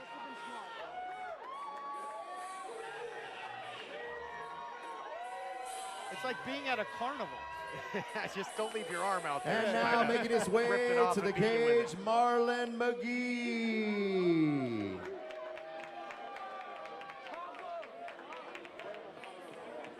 Another one of my friends inside the cage tonight, Richard Leroy. Richard does a lot of work with the CXF crew. Coming back after a long injury. Real excited to see my buddy in there tonight. And let me tell you, he's got some heavy, heavy hands. His last fight in the CXF cage, he was actually losing for 3 rounds against Brandon Jennings, but he uncorked an ungodly right hand that felled Jennings into a heap on the canvas and quickly gained a stoppage win. One of the more memorable TKO victories in CXF history. It's good to see Leroy back inside the cage. Now we see his opposition, Marlon McGee, coming in with a couple knockout victories, decision, and most recently a disqualification victory here in CXF. Yeah, Marlon McGee in his last fight here was fighting Craig Plaskett, trains out of Hyaston. Plaskett was able to get a takedown early and start landing some heavy ground and pound that prompted the referee to stop the fight, but unfortunately Plaskett kept punching and he was disqualified from that fight, giving McGee the win. Not the way McGee wanted it, but we'll see if he can earn a victory here tonight in the cage. Just when you thought Studio we'd seen it all, we City, got this one more is for the you. final bout of the evening, scheduled for 3 5-minute rounds with a catch weight of 162 pounds. The man in charge of the action once the bell sounds, Mr. Michael Bell. Introducing first, fighting out of the blue corner to my left, wearing the black trunks with a white trim. He weighed in at 160.8 pounds. He is undefeated, 3 wins, no defeats, all the way from Moore Park, California. Please welcome Richard Leroy. And his opponent fighting out of the red corner to my right, wearing the black trunks with a silver trim. He weighed in 160.4 pounds, fighting in his 8th professional fight out of Los Angeles, California. Here is Marlon McGee.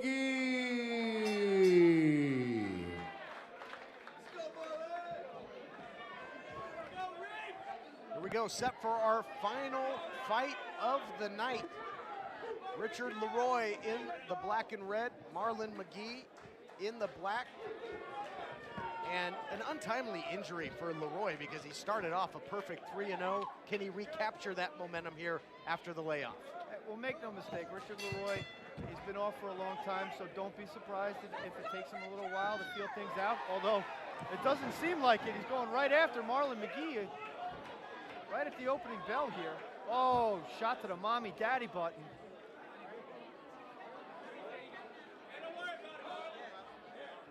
Putting a little damper on the return. Mike Bell giving Leroy a sound check. Testes, 1, 2, 3. Leroy seems to be okay though. He's just kind of walking it off. And we're back. Nice. That would have 5 minutes to recover. Did not elect. Didn't need it. Body kick by Leroy, answered with the overhand right by McGee.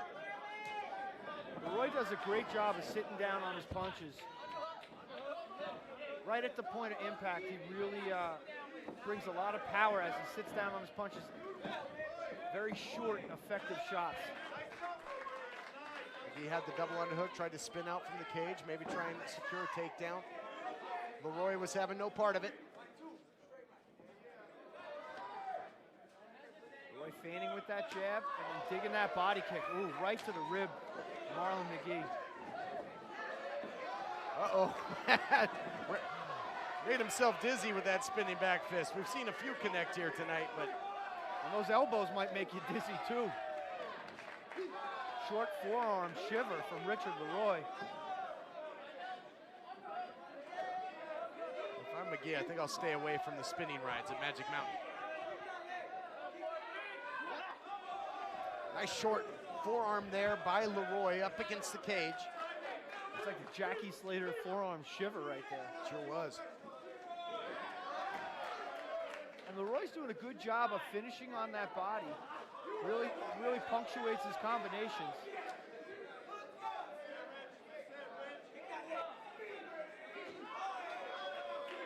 Good kick there by Leroy. I gotta tell you, Todd, if there was any ring rust on Richard Leroy, it seems to be well painted over. Yep. Now out of the clinch certainly seems to be the case. Into the takedown now. thus far. Oh, full mount. Richard Leroy, to your point, doesn't look like he's lost a step. You looking for the armbar there, Heather?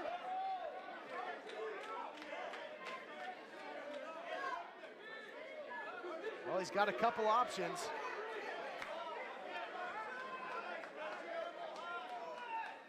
Maintaining the full mount. Full mount, Richard Leroy trying to hit him with the hind here. Big right hands landing.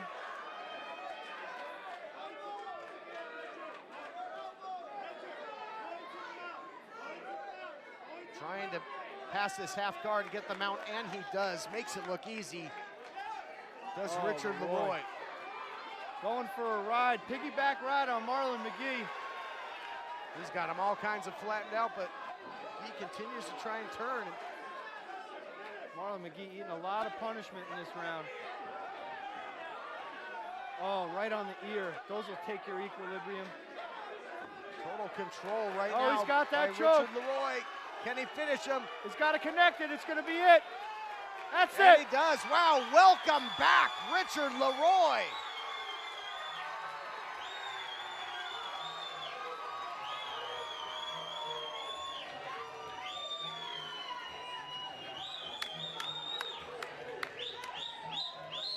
Improving to a perfect 4-0, as if time stood still during that layoff.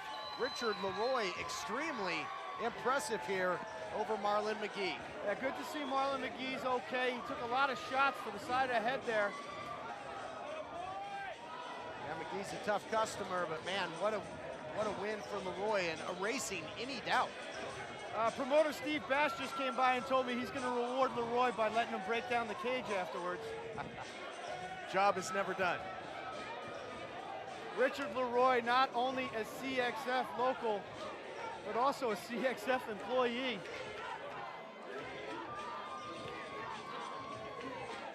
And I don't think this place could be any happier for that young man right there.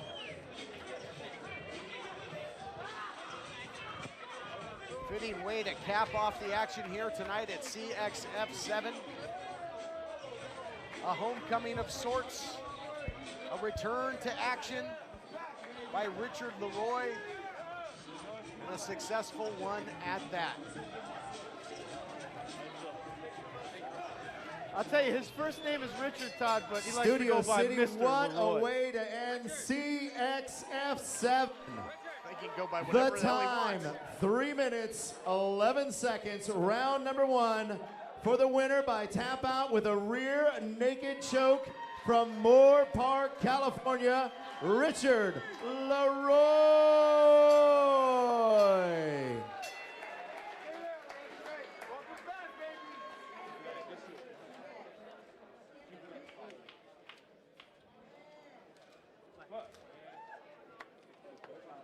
Don't leave yet, don't leave yet. Let's hear what Richard has to say. Hey, Richard. Well, I think the key to this fight was that constant pressure. You know, you just stayed on it. You really just weren't giving him an ounce to breathe. Was that the game plan going into this? Just keeping that pressure and kind of going with it? Yeah, definitely game plan was just to try to keep it steady, try to not let him take me down. Man, it's been like almost 3 years since I fought, so I've been very excited. Yeah, came back from the surgery, injury, all that stuff. So, hey guys, I just want to say I love you all. Thank you for coming. Thank you for supporting. Tonight's been awesome. It's been great for sure. It was a really exciting fight. The 3 minutes that we were in here. I think everybody that is still here was up on their feet. So congratulations on an amazing victory. Thank you so much. Give it up for your winner.